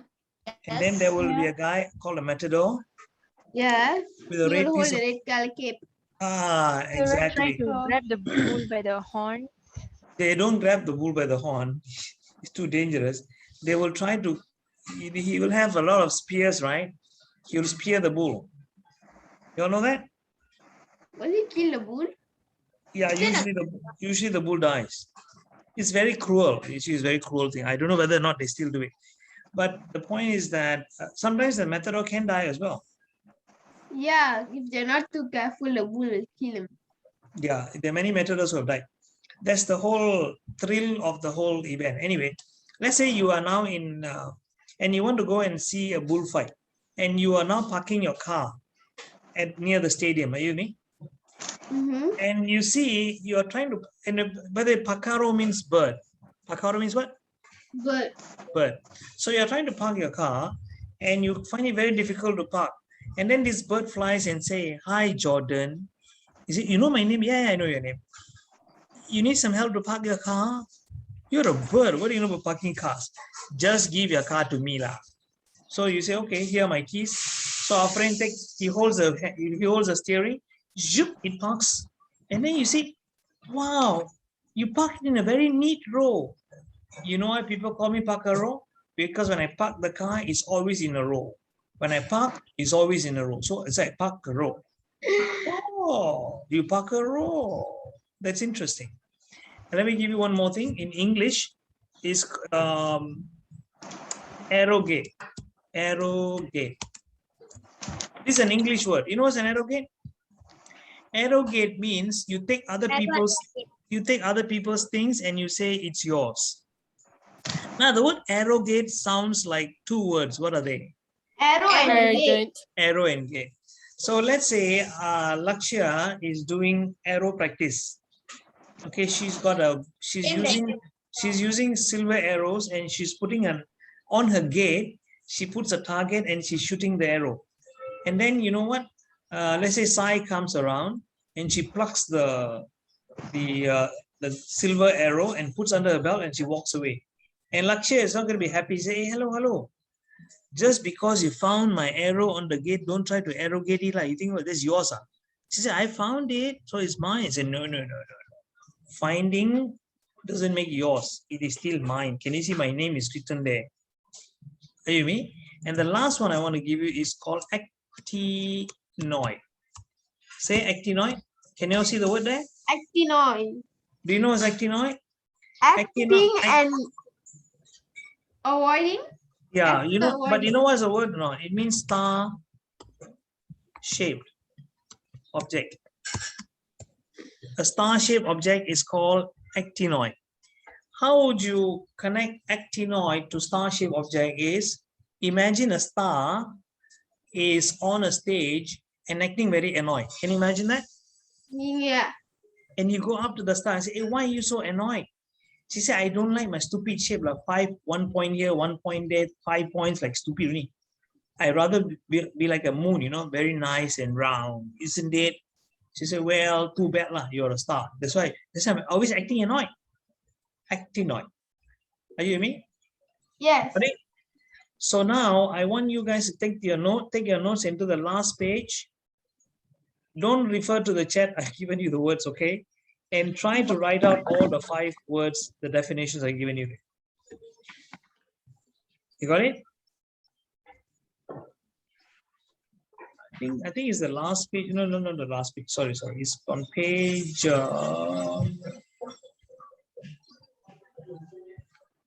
What page is that?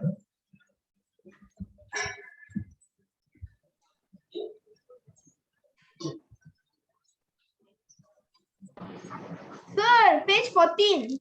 Yes, sir. Can you see that? Skirt, escalator, dark. Yeah, page 14. Okay. Please do that.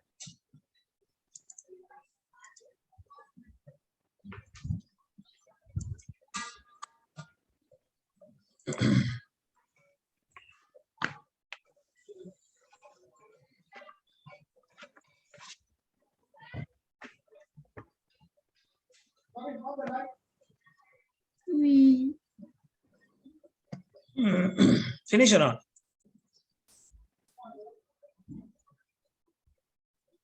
Wait, sir, 1 minute.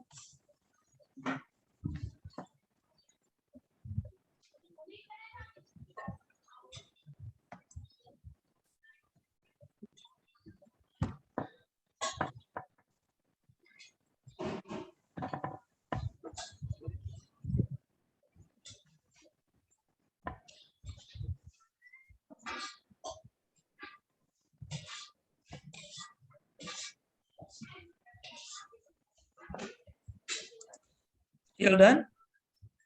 Almost. Basically, you finished, right? You think you got all correct? Yes. You're not sure, Not really sure. Not really sure. but you think you got it. Okay, you guys ready to check answers or not? Rohan, finish? Okay, let's see, yeah? Answer. All right, page 14.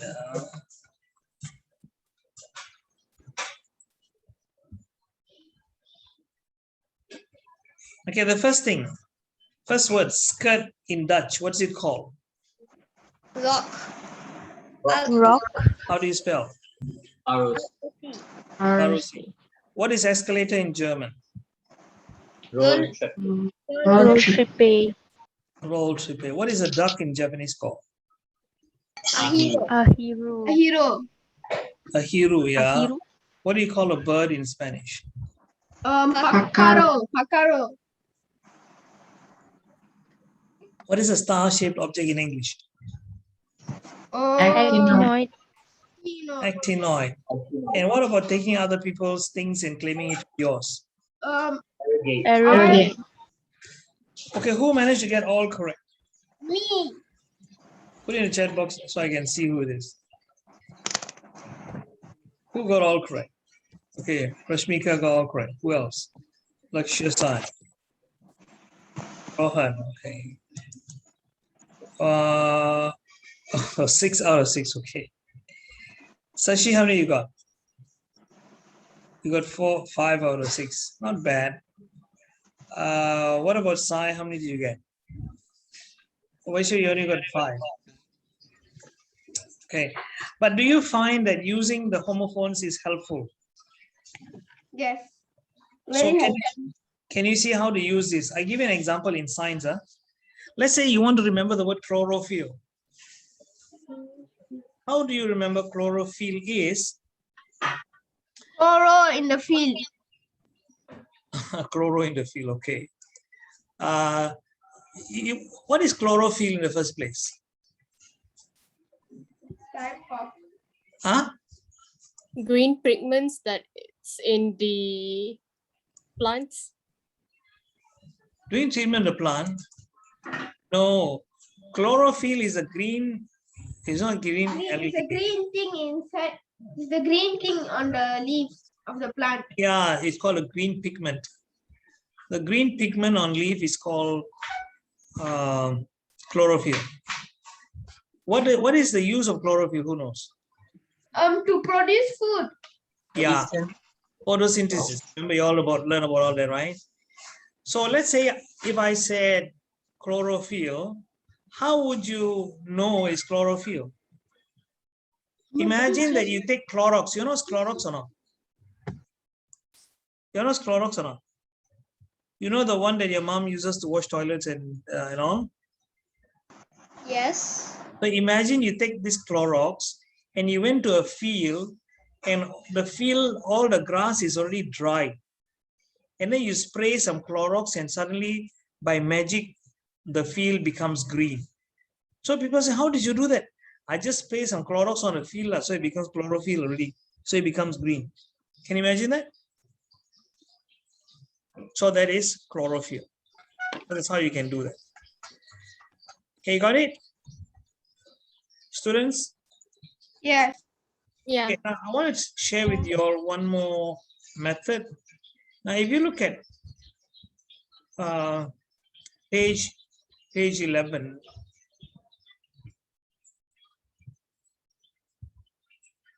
in your notes, I think on page 11, the rules for linking. You got to make a D and F story. What do you think it is?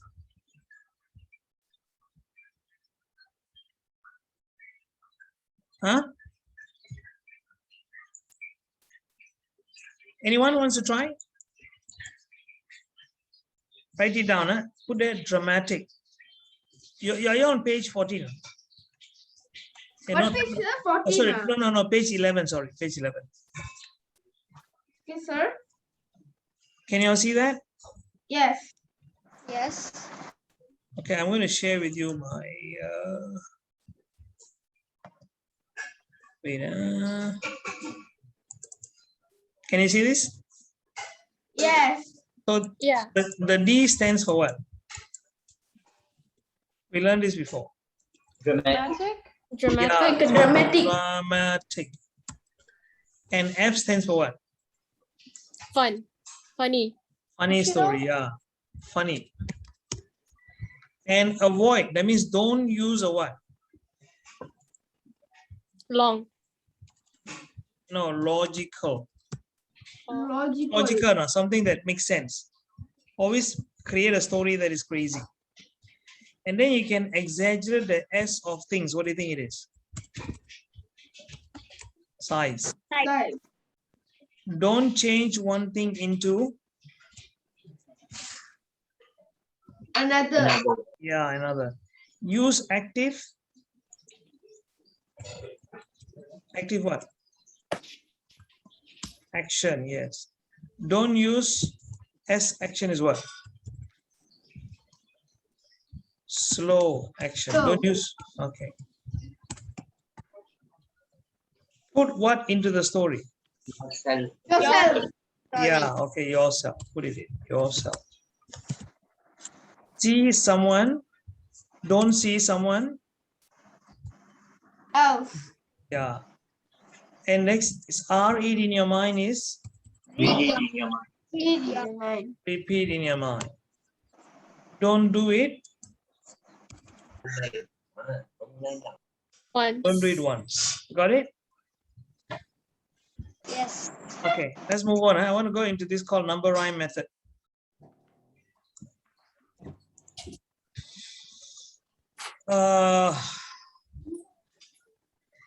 This is something like your, you see, numbers are probably the most difficult things to remember, yes or no? Yeah. You agree, right? So we use this method to remember that. So instead of 1, we use substitutes. You substitute the numbers with words. Do you all remember 1, 1, 2, buckle my shoe, 3, 4, shut the door, and all that? Yeah. So same thing here. This is called number rhyme. It's called what? 1, 2, run to the zoo. 3, 4, 3 on the door. Yeah. Shut the door. So wait, let me see if I have that here. Oh, I don't have this in my notes. Okay. Okay, no problem. You can see my slides here, right? I mean my page here, page 11. Yeah. Yes. So I want you to think of 1 run. Say 1 run. 1 run. 2 zoo. 2 zoo. 1 run, 2 zoo. 3. 3 3. 4 door. 4 door. 4 door. 5 hive. 5 high. 6 sticks. 6 sticks. 7 11. 7 11. You know why 7 11 or not? Yes. The shop. Yeah, the shop 7-Eleven. 8 gate. 8 gate. 9 wine. 9 wine. 10 hen. 10 hen. I want you people to, when somebody's coming. I want you to memorize this. You see, so 1, 2, 3, 4, 5, 6, 7, 11, 9, 8 gate, 9 wine, 10 hen. Okay, I'm going to give you all 1 minute to memorize this. 1 minute. Can you do that in 1 minute? Your time starts now. Go. Is it too difficult or very easy? Easy. Easy. Okay. Because it's rhyming. Because they are rhyming, isn't it? Okay, so get it. Samuel, you're back here now, right? So Samuel, we are now memorizing this. These are called pegs, by the way. It's called what? Pegs. Pegs. Yeah. Yeah. It's just like if you want to hook things onto a clothesline, we use pegs, right? So that they don't fly away. So just like that, here we are using mental pegs. These are the mental pegs or hooks so that you can remember 10 things in any order. You see the link, I'll tell you later on what is the advantage of this, but just memorize this 1, 2, 3, 4.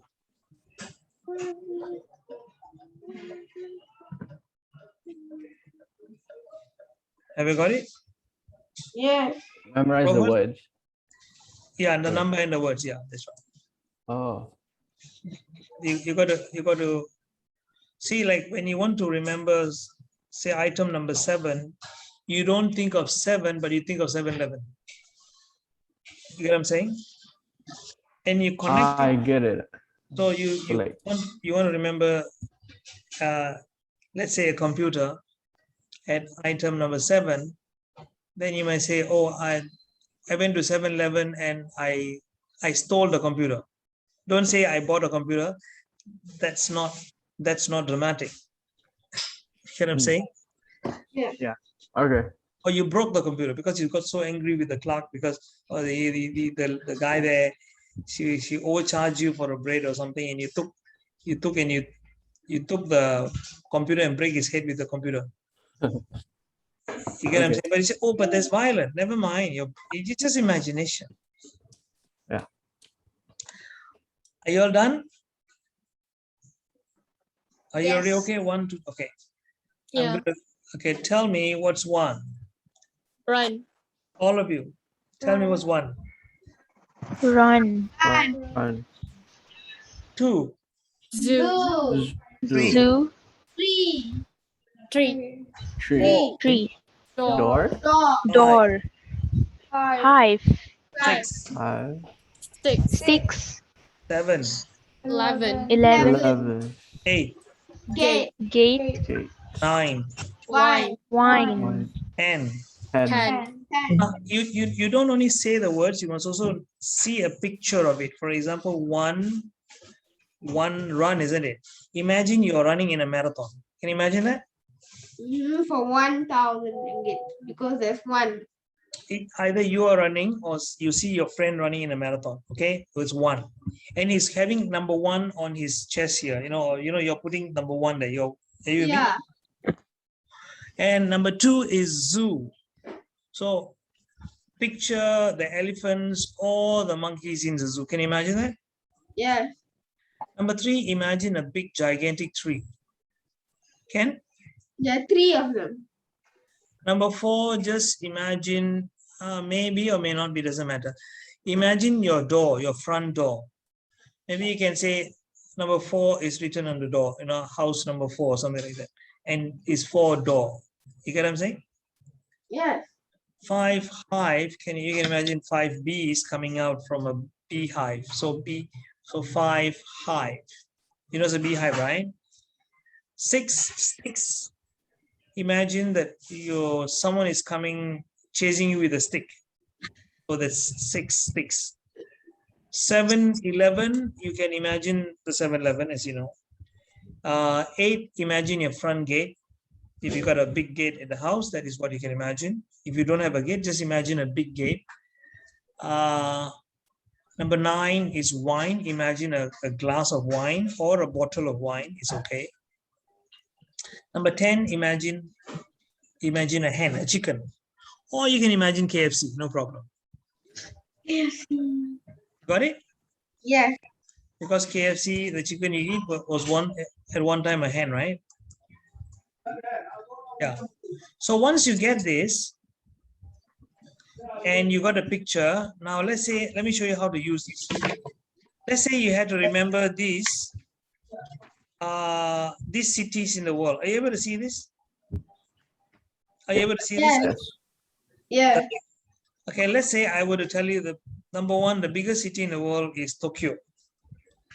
And then number 2 is Mexico City and so on. How would you remember this by using the linking? May be difficult. So you use 2 different techniques. Remember yesterday, Joel Lee, the boy, I showed you his video. He said, I combine techniques. Now I'm going to show you how to combine techniques. Are you with me? Yeah. Samuel, are you following? Yeah. So how do you combine techniques is, you take Tokyo and you link it to number 1. What is your peg for number 1 in our number rhyme system? 1 Run. 1 run. So you're going to take the run and you connect it to Tokyo. And here, because Tokyo is an abstract word, you cannot picture Tokyo. So what you do is you use homophone. Remember homophone? Similar sounding words? Yes. Yeah. Samuel, I think you missed that just now. Similar sounding words called homophones. So how do you do that? You take Tokyo and you break it down into something meaningful. Toyo. Rio de Janeiro. No, Rio de Janeiro is number 10. Imagine a dog running in a marathon and playing a yo-yo. Can you imagine a dog yo? Oh. And you are running next to it, but you can't beat the dog. Or you can imagine an old man, an old Malay man. Tok, you know tok. People say, "Datuk, bagaimana tok?" You know there is a tok. Yeah. And the tok is playing a yo-yo and running in a marathon, and he's running faster than you. And he said, "Wow, the old man, uncle, tok, lari laju ya. Tok main yo-yo pun boleh lari." Yalah, tok yo. Nama saya tok yo-yo. Oh yeah, tok yo ya. Oh yalah. And he's running in a marathon. Can you imagine that? And you're running next to him, and you're trying to grab the yo-yo from him. Can you imagine? Yes. But number 2 is Mexico City. Who can tell me what is famous in Mexico? Taco. Lasagna. Okay, but there is also something else which is famous, which is called the hat that people wear. Who knows what's the name of it? Sombrero. Yes, exactly. So and what is a peg for number 2? 1 is run, 2 is what? Zoo. You all forgot already. Eh? No. Okay, 1 run, 2 zoo, right? And you guys, you got to practice this. I don't have time to practice with you all. You got to practice it. Practice the 1 run, 2 zoo, 3 3 4 5 5 until you know it just like that. I ask you what is number 9. You don't say 9 now. But 9 is it zoo? No. Oh wait, is it hive? Oh yes, it is wine. That's not good enough. You must know it like that. You get what I'm saying? So this one on your own, you have to practice it. I don't have time to practice. I wish I can practice with you all, but I won't have time. You got to practice it. And you just have to go through the list a few days. It will become part of you already. Okay. So how would you connect zoo with the sombrero? Zoo with? The zoo with the sombrero, the big hat. You know the big hat, the sombrero? Yeah. How would you connect it to? Wearing a sombrero. Yeah. Wearing the sombrero to the zoo. That's all right, but maybe a slightly better one would be, you see the monkeys in the cages are wearing sombrero. So you say like, look at it, it looks so stupid in sombrero. They took all the sombrero, they throw at you and you're avoiding it. You know, can you imagine? One of it hits your forehead. Can you imagine? So painful, because you remember I said whatever is emotional, you remember, you can associate some pain to that. So he said, okay, never mind. I know you all look very handsome in the sombrero. Then they take back the hat and say, don't call us stupid or don't make us look silly. You know, the monkeys are warning you. So Mexico City. Number 3 is Sao Paulo. And what is the pack for number 3 again? One Number run, two zoom, three. So, and you look at the word Sao Paulo, what does it sound like to you? What is a homophone you can think of? Southern Polo. Southern Polo? Okay. You could think of South Pole, right? Yes, that's what I'm trying to say. Okay, imagine you go to the South Pole and you're trying to plant a tree in the South Pole. Can you imagine that you carry a big tree on your shoulder and then you're digging the snow, okay? And you're trying to plant the tree in the, because you say, yeah, but you are telling people, say, why are you doing such a crazy thing, Rohan? You know why not? I don't have to water the tree at all because forever it's in the ice. Ice is water. That's your logic line, no? So you go to the South Pole, yeah, South Pole, and he said, and it's a Chinese fellow asking you, South Pole. You say, yeah, South Pole. You know, Chinese got law at the back every time, right? South Pole, where are you going? South Pole. Oh, not Pole, man. He said, no, South Pole. Okay, can you imagine? Sao Paulo. And then number 4 is New York. What is famous in New York? Yeah, English. What do you mean they're English? Why? Their food. Alamak. Why other places were not? Penang is super famous for food. Yeah, nasi lemak. Why you go to India? India not famous for food. China or no Nasi food. lemak. New York, hello. The statue. Who said that? Me, Iman. Okay. The Statue of Liberty. Isn't it? Yeah. The green. You know what? The lady with the torch in the hand, she's holding up like that. Yeah. She's been holding that for a few hundred years now. So, and what is your pack for number 4? Door. Okay. So how would you connect door with the Statue of Liberty? They put a door under the Statue of Liberty to get a staircase up to the torch. Do you think that is very dramatic? Not enough. Not enough. Not really. But what if you imagine that you hear a knock on your door and then you open your door and guess who is coming for tea? Statue of Liberty. Yeah, Miss Liberty is there, Miss Statue of Liberty. And she's saying, hey, can I come in? You see, oh my God, you're the Statue of Liberty. Yeah. I've been holding this stupid torch for 200 years. My hands are aching, man. I need to put it down for a while. Can I join you for a tea? She says, sure, please come in. Oh my God, this is the day. I must put this on Facebook. Statue of Liberty coming for tea in my house. And she gives you the torch. Can you hold it? Say, oh my, this is so heavy. You put it down. I can imagine how difficult it would have been holding this stupid thing for so long. Can you imagine? Yeah. Because you opened the door and you saw the Statue of Liberty. Number 5 is Seoul. Do you know where Seoul? In South Korea. Yeah. Seoul. Yeah. How do you remember Seoul for number 5? What is the pack for number 5? Hive. So how would you connect Hive to Seoul? Hi, Seoul. Hive Seoul. Okay, you look at the word Seoul, sounds like what? Soul. Soul as in which soul? S-O-U-L? S-O-U-L. S-O-L-D? S-O-U-L. S-O-U-L. You cannot picture soul, right? Can you imagine how a soul looks like? We don't know what. No. Yeah? Movies, yes.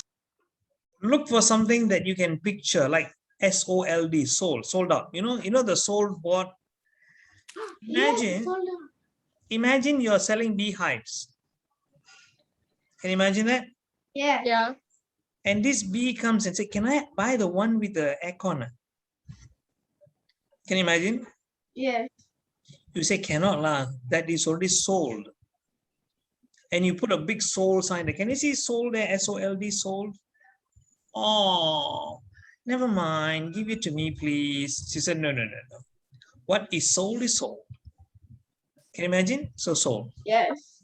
Number 6 is Osaka. And how do you connect that to number 7, which is 7-Eleven? Huh? You went to the 7-Eleven at Osaka? No. Why? I cannot go to 7-Eleven in PJ. Osaka went to 7-Eleven. Sorry? Osaka went to 7-Eleven. Look at the word Osaka. Sounds like what? Kaka. For a person. Kaka. Kanga. Osaka.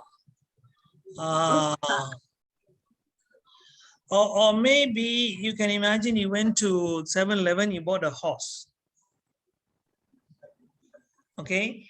And then you try to fit the horse into a car. Horse a car.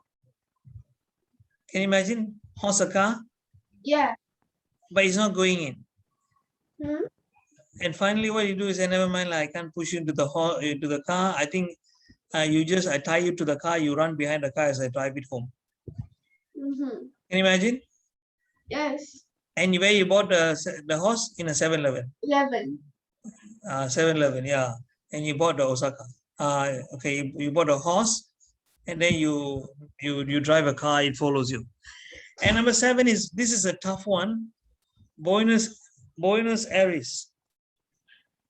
How do you remember Buenos Aires? I say Buenos Aires, okay. I see Buenos Aires, but Bonus air. that's a good one. Hey, sorry, number 6 is not Sila. 6 is not 6. 7 is 6. Or 6. Yeah, okay. Buenos Aires is Yeah. 11. Yeah, it was number 6 or not number 7. Why nobody mentioned that to me? Okay, number 6 is Osaka. So use 6. Okay, imagine that you're taking a big stick and you're whacking a horse into a car. Can you imagine that? Yes. The horse doesn't want you, whack it, go in. The horse is like, no, I can't, go in. And finally, you manage to push the horse into the car because you whack it so hard. You say, okay, I'll put my head in and go in. Can you imagine? You're driving a car and the horse head is outside now. Number 9 is Buenos Aires. So imagine that you're suffocating because the world has got no more fresh air already. Can you imagine? Yeah. And you go to 7-Eleven and you can buy some bonus air. You know, they gave you a special can. This is written bonus air. If the world has no more fresh air, you can always buy some bonus air and spray into your house. So there'll be air throughout the day. Can you imagine? Yeah. So you got bonus air. And number 8 is Calcutta. What is your pack for number 8? Which is? Gate. Calcutta sounds a calculator. Maybe you say that before you can come into my house at the gate, I will give you a big question and there's a calculator, you must give the right answer. Otherwise the gate won't open. So calculator for Calcutta. Or you can think of cow cutter. You know it's a cow cutter? Every time a cow comes through your gate, it will cut the cow. So it's called a cow. Your gate is a cow cutter. You say, oh yeah, terrible. But how about, will it cut men? No, it won't cut men, only cut cows. Number 9 is Mumbai. How would you connect Mumbai? Mumbai. What is the pack for number 9? Mambo. What is the pack for number 9? Mambo. Wait. Wine. Number 9 is wine. Wine. So can you imagine that Mumbai, your mom goes and buys a lot of wine. You say, Mom, why are you buying so much wine? Oh, we got a lot of visitors coming. Like, you know, these people like to drink wine. So I'm just going. And she asked you to carry all the wine. She said, but mom, I'm going to drop some bottles, and true enough, some bottles break. She's your mom's cousin. You are so clumsy. How did you drop? She said, Mom, I'm not used to carrying wine, okay? You buy the wine, you carry yourself lah. You buy, you want me to carry, how can?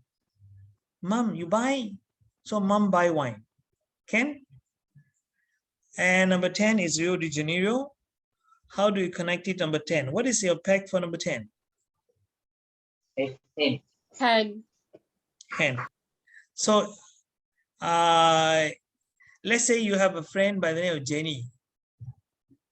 Okay, and they are doing this, you know, the boat race where people go rowing.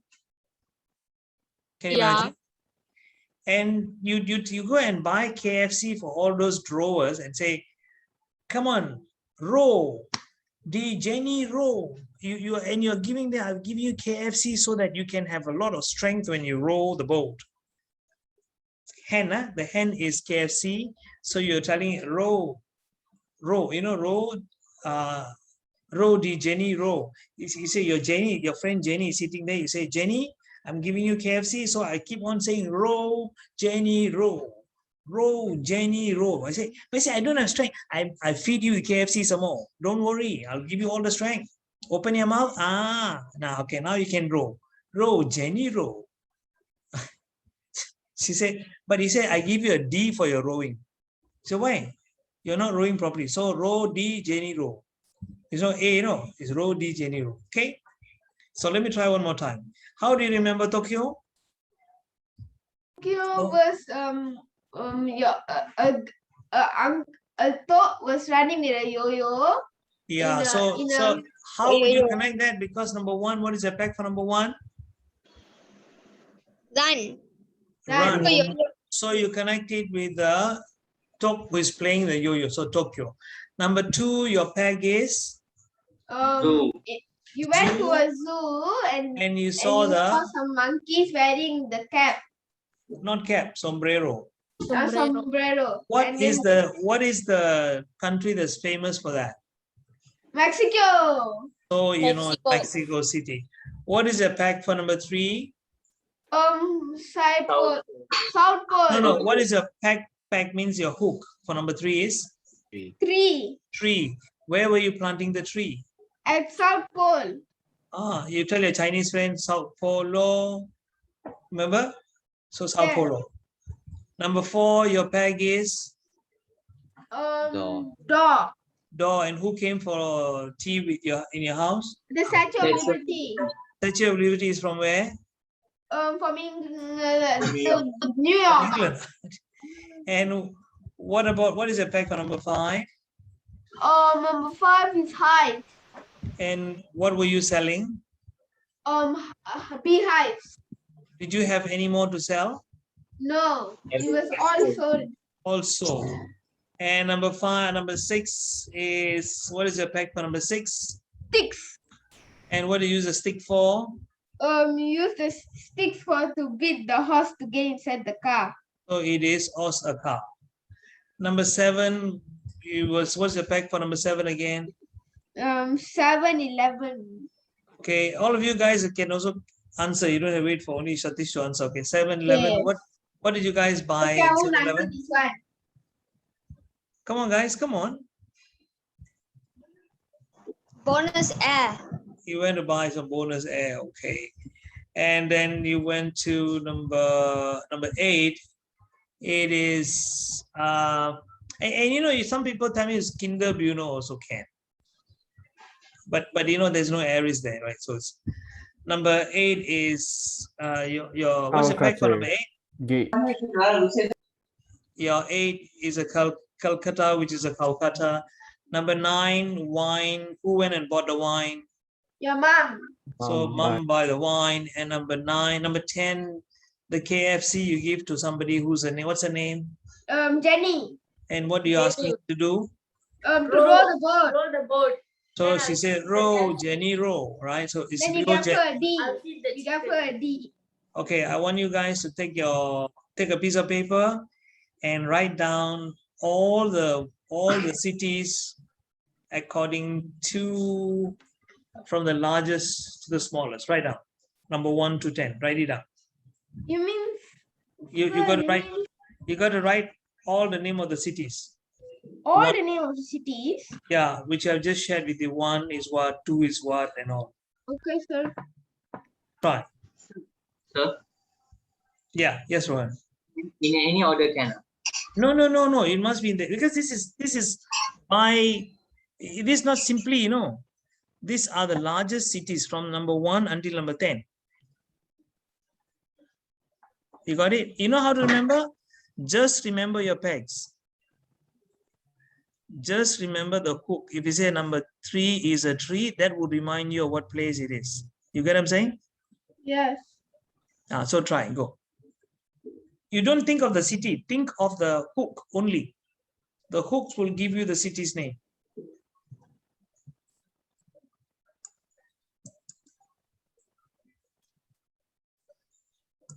Once you're done, let me know.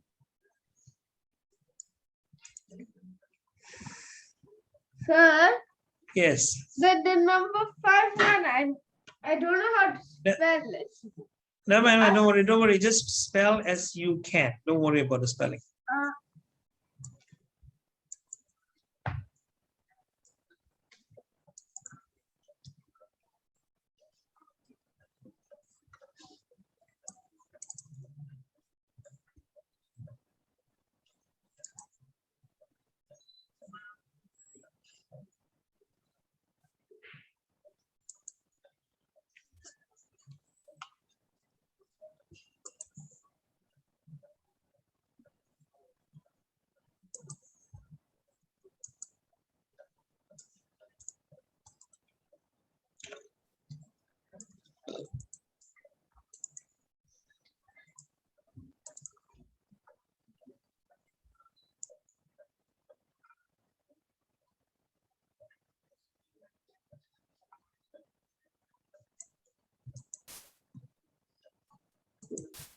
You all done? Wait, sir.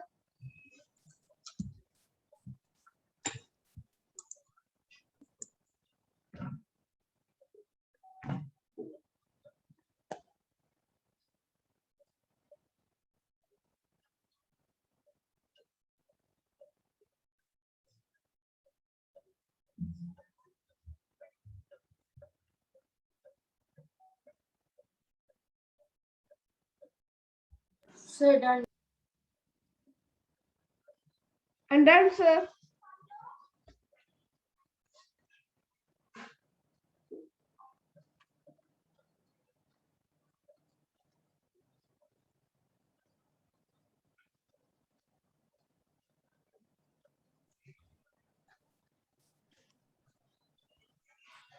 Who's finished? Me, sir. Okay. The rest? Mitran?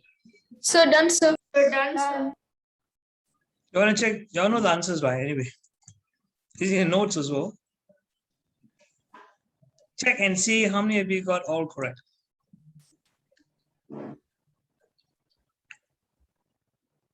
Sir, there's only 9 spaces. Where? The 9 lines, but got 10 cities. What 9 lines? Where are the 9 lines? Sir, I think he's talking about the one for the planet. Oh, that one's planets, yeah. I asked you to write on a separate sheet of paper. Because if you write on the line here, you can see the words, right? You can see the planets, what? I mean, you can see the cities. That's what you do on your own. Sir, all right, ready. What? Same middle lab. Not like ஒன்னுலேந்து 6 வரைக்கும் கரெக்டா எழுதல ஆனா mixed up எழுதியாச்சு. Oh. But all correct, sir. You should not mix them up. You should write them in the order because this is in order of how big they are. Are you with me? Is it, if I ask you, can you write about the hardest substance in the world? Let's say you start with diamond. You cannot put diamond, say the top 10 hardest substance in the world. So you cannot simply put diamond at number 7. I can remember 7. No. Number 1 is diamond is number 1. No. Okay. Who got all correct? Can I see any okay. Samuel, you got all correct, is it? Yeah. I'm just looking at your answers here. Girivar got 9. Oh, interesting. Vaishnavi got 9. Sai got 9. Rohan got 7. Satish got 8. Rashmika got 10 out of 10. Lakshya, you got 9. Now I ask you, students, if you were to take do a little bit more practice on this, because I only ran through once or twice with you, all right? So, but if you ran through this a few times, let's say 3 or 4 times, do you think you're able to get all correct? Yes. Rohan, do you think so? You would, right? Because of lack of time, I'm just doing very quickly. Usually I'll do 3 rounds or 4 rounds, and then most of my students will get it all correct. You know now. And I can ask them what is number 7 without looking. Tell me what's number 7, anyone? Number 7. Buenos Aires. Buenos Aires, okay. What number was Mumbai? 9. 9. What is number 4? New York. Without looking at, don't look at the answers, huh? What was number 2? Mexico City. Mexico City. What was number 6? Osaka. Osaka, yeah. What about number 4? New York. This is the same thing, New York. Oh, New York. Okay, I told you that already. Okay. What about number 5?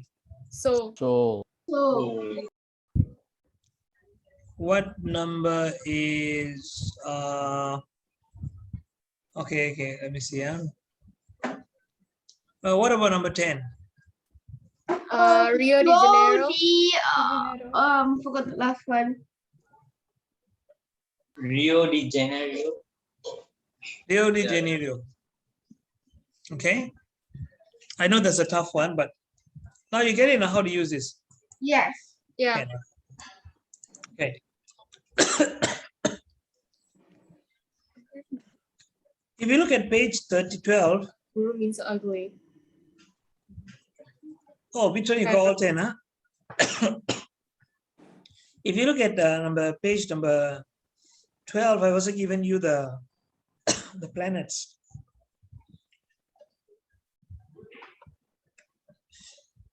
Have you heard of this saying? Yeah, but in our school we have a different one. My very educated mother served us 9 pizzas, is it? Is that what it is? But nowadays, if you say Pluto is not there, then you change it to my very educated mother just served us noodles. Excuse me. Okay, I want to go into one more thing very quickly because I have to go into mind mapping in a few minutes. But here, just like number rhyme, I give you a number shape as well. You know what I mean? Yeah. Instead of 1 to 10, we use something else to represent that. You know what or not? 1, 2, 3, 4, 5, 6, 7, 8, 9. Give me a minute now. Let me just go into. You see, here we look at the shape of the number. Just now I look at the sound of the numbers, right? Am I right? Students? Yes. But now we look at the shape of the numbers. Do you agree that the shapes, each number is different? Yeah. How are they different? But The biggest writing's and different. dash. Sorry? They're different, right? So I'm going to give you how they look like. Give me a minute. I'll share with you all how to do this. Let me open my slides first.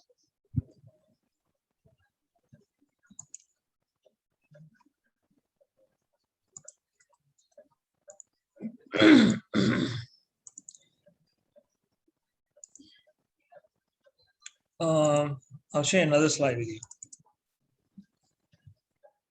Can you see this?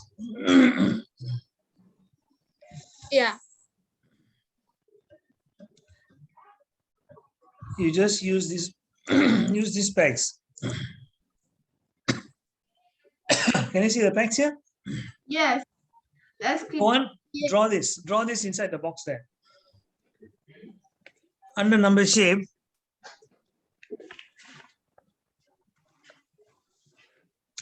you can draw or you can write pencil. Never mind, you can draw it later. Number 2, what do you think number 2 looks like? An S or a duck? Swan. Swan. A swan. Does it look like a 2? Yeah. Yeah. What do you think a 3 looks like? A 3. No, An S. A S. it looks like half a butterfly. Half a butterfly. So we use butterfly for number 3. Ken, Yes. Yeah. what do you think 4 looks like? Like a ship.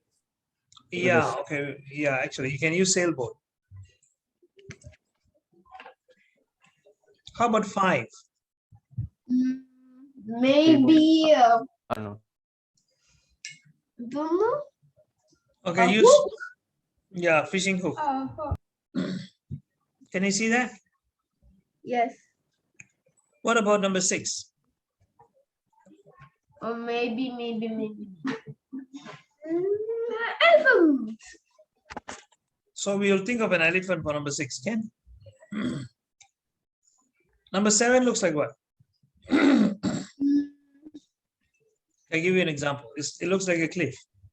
Yes? Number 8 looks like what? This is very easy. 8 is number 8. Very easy. Try. Infinite. Sunglasses.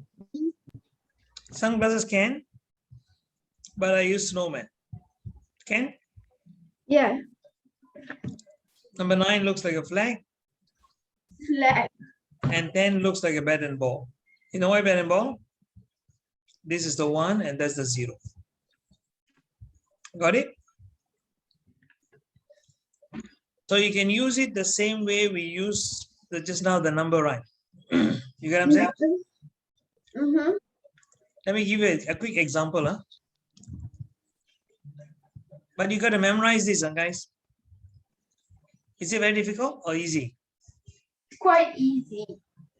Quite easy, yeah. In fact, this is even easier than number rhyme. So let me give you an example. Let's say, I tell you number 7 is telephone. What is your peg for number 7? Is a cliff. You can imagine somebody sitting on a cliff about to jump off. What's that? In a telephone. But that's very normal. You want to make it dramatic. Imagine he's about to jump off and commit suicide. And you say, why? He said, my girlfriend left me. I said, oh my God, so sad. He said, yeah. When I make a call, she never picks up my phone. He said, where's your phone? She said, I left it at home. So you lend him your phone. He said, tell me your girlfriend's number. Ting, ting, ting. Hello? Angelina, your boyfriend here about to commit suicide. She said, what? No, give it to him. Then she says, darling, you still love me? He said, of course I love you. He said, oh my God. And I tell him, because of my telephone, I saved your life. Can you imagine? Number 3 is water bottle and your peg is butterfly. How do you connect water bottle to butterfly? Just imagine because of course I normally want to ask you, but because of time, I'm just telling you. Imagine you're having a water bottle. The butterfly came and drank all the water from your bottle. And now the butterfly is the size of a water bottle now. Can you imagine? And you carry the butterfly around with you and you feel like drinking water, you just squeeze the butterfly and you drink from the butterfly. And people say, why are you carrying the butterfly around? Then this stupid butterfly drank all my water, so I got to punish him now. Now I drink the water from him. Are you me? Yeah. Number 8 is tiger and your peg is snowman. Snowman. Imagine that you are in a snowy Place area. and tiger makes a snowman. You and tiger make a snowman if you think you dare to do that. But imagine you saw a tiger in a distance. It's all white, but you can see the tiger. So you quickly camouflage yourself into a snowman. You get what I'm saying? Yeah. That means you put all the ice over you and you stand. But of course, you're freezing cold. The tiger comes and sniffs. I can smell a human, But then he looks around, only sees a snowman. Maybe he's somewhere here and goes away. They say, oh my God. Okay, you can get an idea, guys? You get an idea how to do this? Yeah. So same thing, you can do this for Sir? mountain care. Yes? Excuse me. Sorry to interrupt. Yeah. My friend Rashmika needs to leave for tuitions, but she tried talking. I don't think her mic is working. So she wants me to tell you that she'll be leaving now. No problem. All right. Thank you, sir. All right, no problem. Sorry. Okay, it's okay. I'm going to go into we have 15 more minutes. I will finish with mind mapping with you guys, okay? You all have your color pens and papers? Sir, I only managed to get one. One color? What do you mean one color? I don't get it. Sir, wait, 5 minutes, sir. Let me go get the color. 5 minutes, sir. 5 seconds. 5 minutes.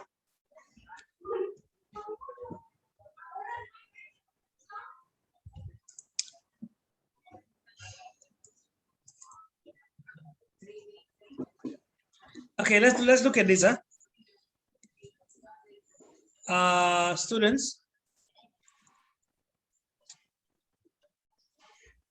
Yes. If you want to transfer anything to your long-term memory, you have to do 6 revisions.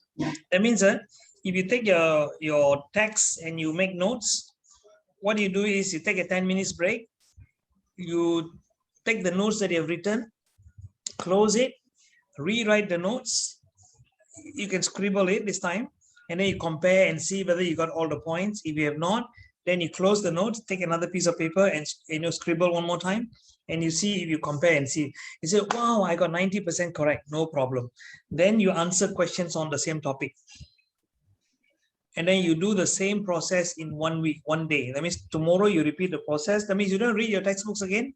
Just take your notes, look through your notes, close it, recall on a piece of paper, compare, and then you answer questions. You do that 6 times, but the timing is important. It's in your notes. It's 10 minutes, 1 day, 1 week, 1 month, 3 months, 6 months. But if your exam is very close, you can shrink this process to 10 minutes, 1 day, 1 week, 2 weeks, 3 weeks, and 1 month. Also can. You got it or not? You were asking me, right? How do I remember the numbers which I showed you all? Yeah. Yeah, I use this plus a method for numbers which I won't be sharing because it's very complicated. Anyway, you see, if you just learn something without revision, the next day you will forget 80% of it. But when you use revision, this is how it works. Okay, now let's go into mind mapping. I'm very fast. I can finish this. So just Samuel, you already done mind mapping, so it'll be very easy for you. But even for the rest of you, it won't be very difficult because mind mapping is quite a simple technique. Let me show you how to apply this in your studies. Give me a minute. Are you able to see my screen? Yeah. Yes. Oh, just now I didn't share my screen. Oh, sorry. This is the one, the revision I told you about. Okay. If you do it, if you don't revise, you will forget. You have to, this is in your notes, right? Can you see this? I've given this in your notes. Yes. Okay. Can go and read that. So remember we talked about left brain and right brain. A mind map uses that because a mind map helps you to get all this concentration, learn in a more fun way, and revision and all. How to mind map? Okay, students, can I ask you, how many of you have done mind maps on your own? Me. Okay. But let me show you how to do this. You have to do it by putting a topic in the center, use 3 colors. You have to put some thick branches for the main topics. Keywords on the line, connect all the lines, use colors and use pictures and symbols. Now let me show you how to do this. When you do it, always have a paper in landscape. Do you know what's landscape? Yeah. Put it this way, not this way. You know why not? So that you have more space. And always start with blank paper. Don't use papers with lines. And what you do is you put the image in the center or the word in the center. This represents your topic. And then you have lines coming out from the center. But all the lines must be connected. But the central lines are thicker. You notice that? Can you see that now? Why? Because to show this are more important. And you make the words a bit bigger as well on your central image. And then you connect all the lines. Make your lines organic. Organic doesn't mean you don't use chemical. It means you make the line curve. You know why you curve the lines? Because your right brain likes fun. Straight lines looks very boring. It looks more to the, what do you call that? Left brain. Yeah. And make sure the length of your line and the length of your word or your image are the same. Can you see the equal here? Mm-hmm. And when you use words, you only choose keywords. You know the keyword? Those are the important words. You don't write every damn thing there. And every line, you only put one word. Can you see that? You put only one word per line. You don't write sentences. Don't write even 2 or 3 words. As far as possible, write only single words per line. Can you see that? Words, key, one only, right? Words, print, clarity, central, big, and all that. You can change the size of the text. If you're writing like tall, you can draw the T very tall, A, L, and L as a tall. You can do that. Use images. Okay, I've given you some images in your notes. Can you see that? Can you see what page is that? Can you all see which page? I can't see which page. I gotta look for it. Which page? 17. 19. 17, all right. No, 19. 2. Okay, 17 and 18. Okay, you can actually, and the one I've showed you on the screen is in your notes as well. Can you see that? Yeah. I've also given you an example of energy. All right. So this is what you have in your notes. Yes. Can you see how it's done? Now, let me show you how to do this properly. Yeah? If you put the central image, try to use at least 3 colors in the central image itself. And then when you have the lines coming out, the lines, if it is green, for example, the whole section will be green. Can you see that? Yeah. You don't simply put green here, then blue there, then orange here, then and purple there, and all that. It looks colorful. Your brain will be confused. So this is to show that green means everything to do with conservation. Does it make sense? Yeah. If red means everything to do with heat, and so on. And the words and the line also follows the same color. But if you see the images, you can use different colors. Because if you put everything in green means you also like, what's that thing? Yeah, that's right. This is a 6-year-old mind map done by a 6-year-old child. Okay. This is, of course, on somebody who's doing TikTok about giving a speech, an adult. This one is planning a birthday party. You can use a mind map to plan your essay as well. You know that? And this is something, this is a wrong kind of a mind map. Can you see that? And you know how you plan your essay? If you got a topic, you're in the exam hall, you put the topic in the center, put the who, what, where, when, why, and how. Sometimes some of it may not apply. And then you start brainstorming what to put there. You know what? You will get answers for your essay. Does it make sense? Yes. Yeah. This one is not good because it's only using single color. Okay, now I want you guys to try doing a mind map. Okay, let me show you all how to do this. Can you all take a piece of paper now? Yes. And then give me a minute. Let me just take that particular slide for mind map.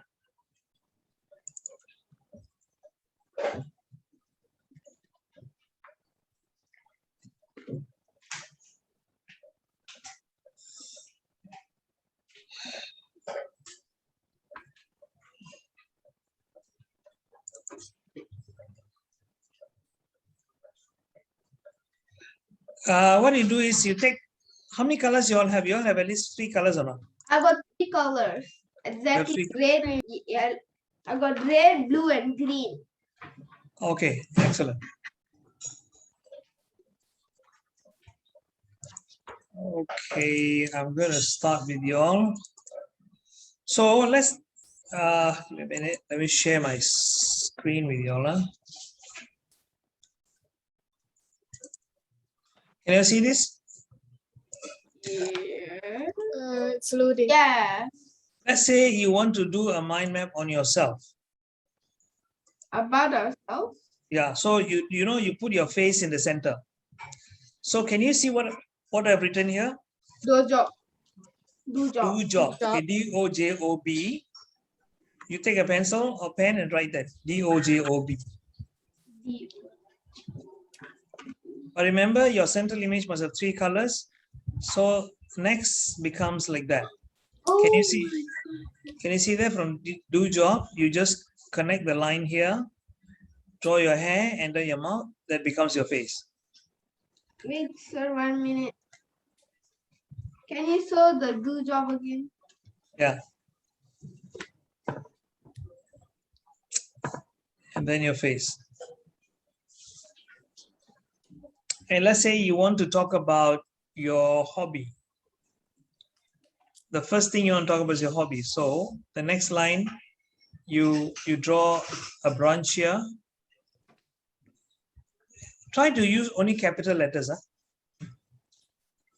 But if you notice, I put blue for hobby, and I mean the line is blue, and the color of the word also follows the same color as the line. You know why not? It will save you time. And also it's more, it looks more organized. What do you think this symbol here represents? Students, what do you think this symbol looks like? Swimming. Okay. Let's say I want to tell you I swim on Sundays. So can you see that? Instead of sun, you see, you can be creative. You know why? You try to use as many symbols instead of the words. Does it make sense? Yeah. So instead of writing Sunday, I can just put a sun and a day there. And the other hobby is what? This is what? Football. Football. Football, and you play in the Mountain. the sunset. Field. The sunset evening. So you can draw an arrow down to show it's sunset. Are you with me? Yeah. And next thing you want to talk about, let's say, is your family. You saw that? And maybe you want to tell us about your mom. So you draw a picture of your mom, and maybe you want to tell us she's an excellent cook. You got it? Yeah.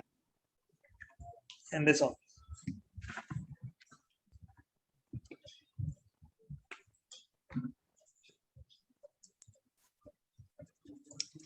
Okay, so is this actually the structure of a mind map? Do you think y'all can do it already on your own now? Yeah.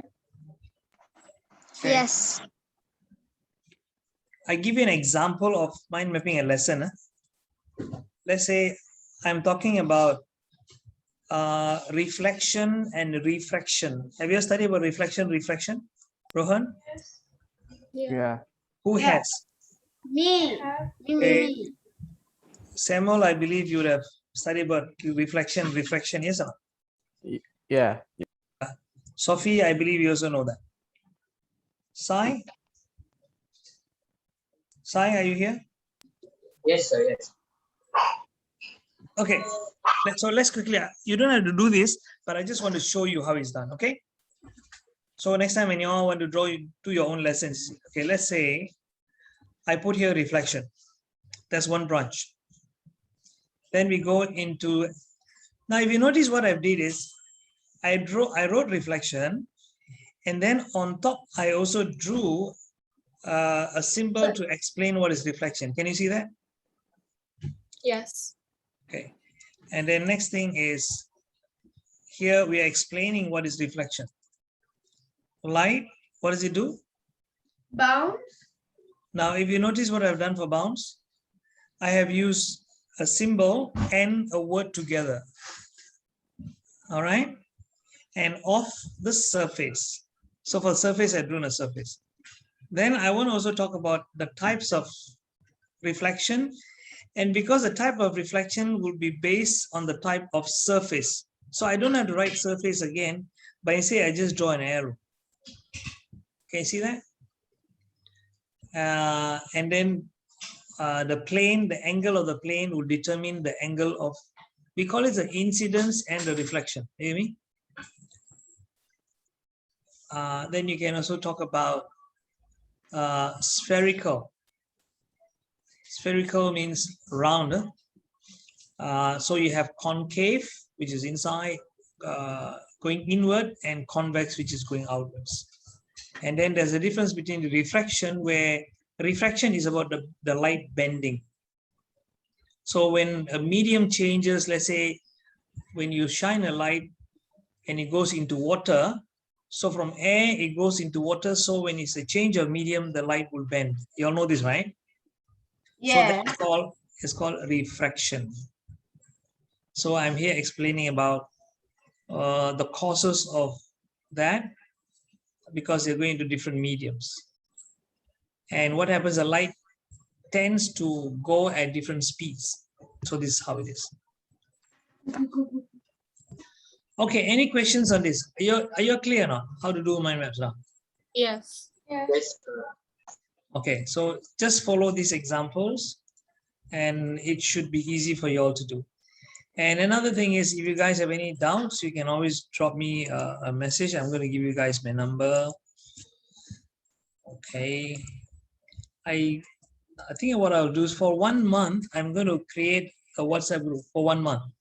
So in the 1 month, you can ask me any questions. I'll be just adding it. After that, I'll be closing the group. So you guys add me, then I will, or tell your parents to add me. Your parents have my number. This is my number. You're welcome, Zemo. Okay, Iman, sure. All right, guys, students, I will close here. It's a bit rushed, but well, I've covered for you guys most of the things I wanted to cover, and as much as I can. So I hope you guys have learned something from these 2 days. And more importantly, learning is one thing, that you're able to apply what you learn into your studies. Do you think there are things that you have learned which you can apply? Yes or no? Students? Yes. Yes. Okay, so apply as many of these things as you can, and then as you apply, then you will know which works for you better. I'm not saying you must apply everything. It's not possible. It's also your own preference. I always tell people who come to my seminar, I said, I give you a buffet. You know why? You know why do I say that? I give you a buffet. Because you gave us, like, for example, this is like the food, represents the food, and then we have the choices that we can make, suits to our own.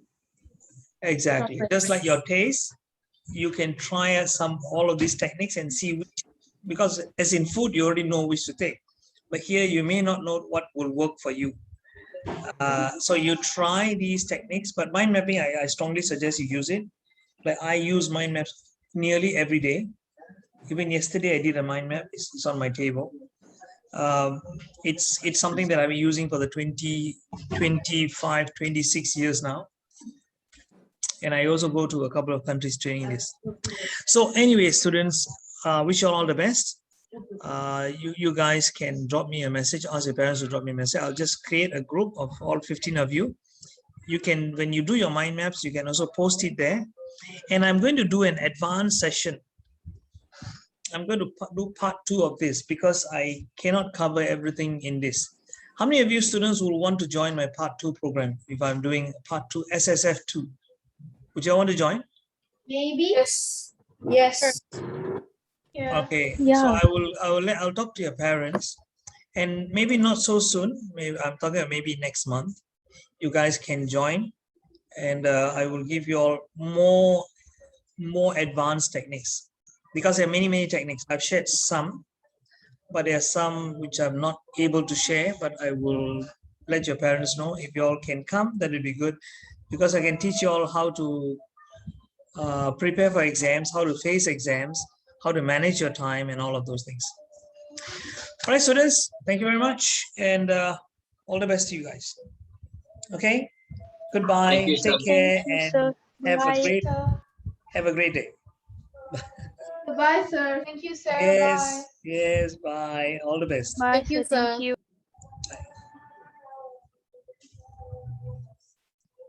Bye, sir. Bye, Shashi.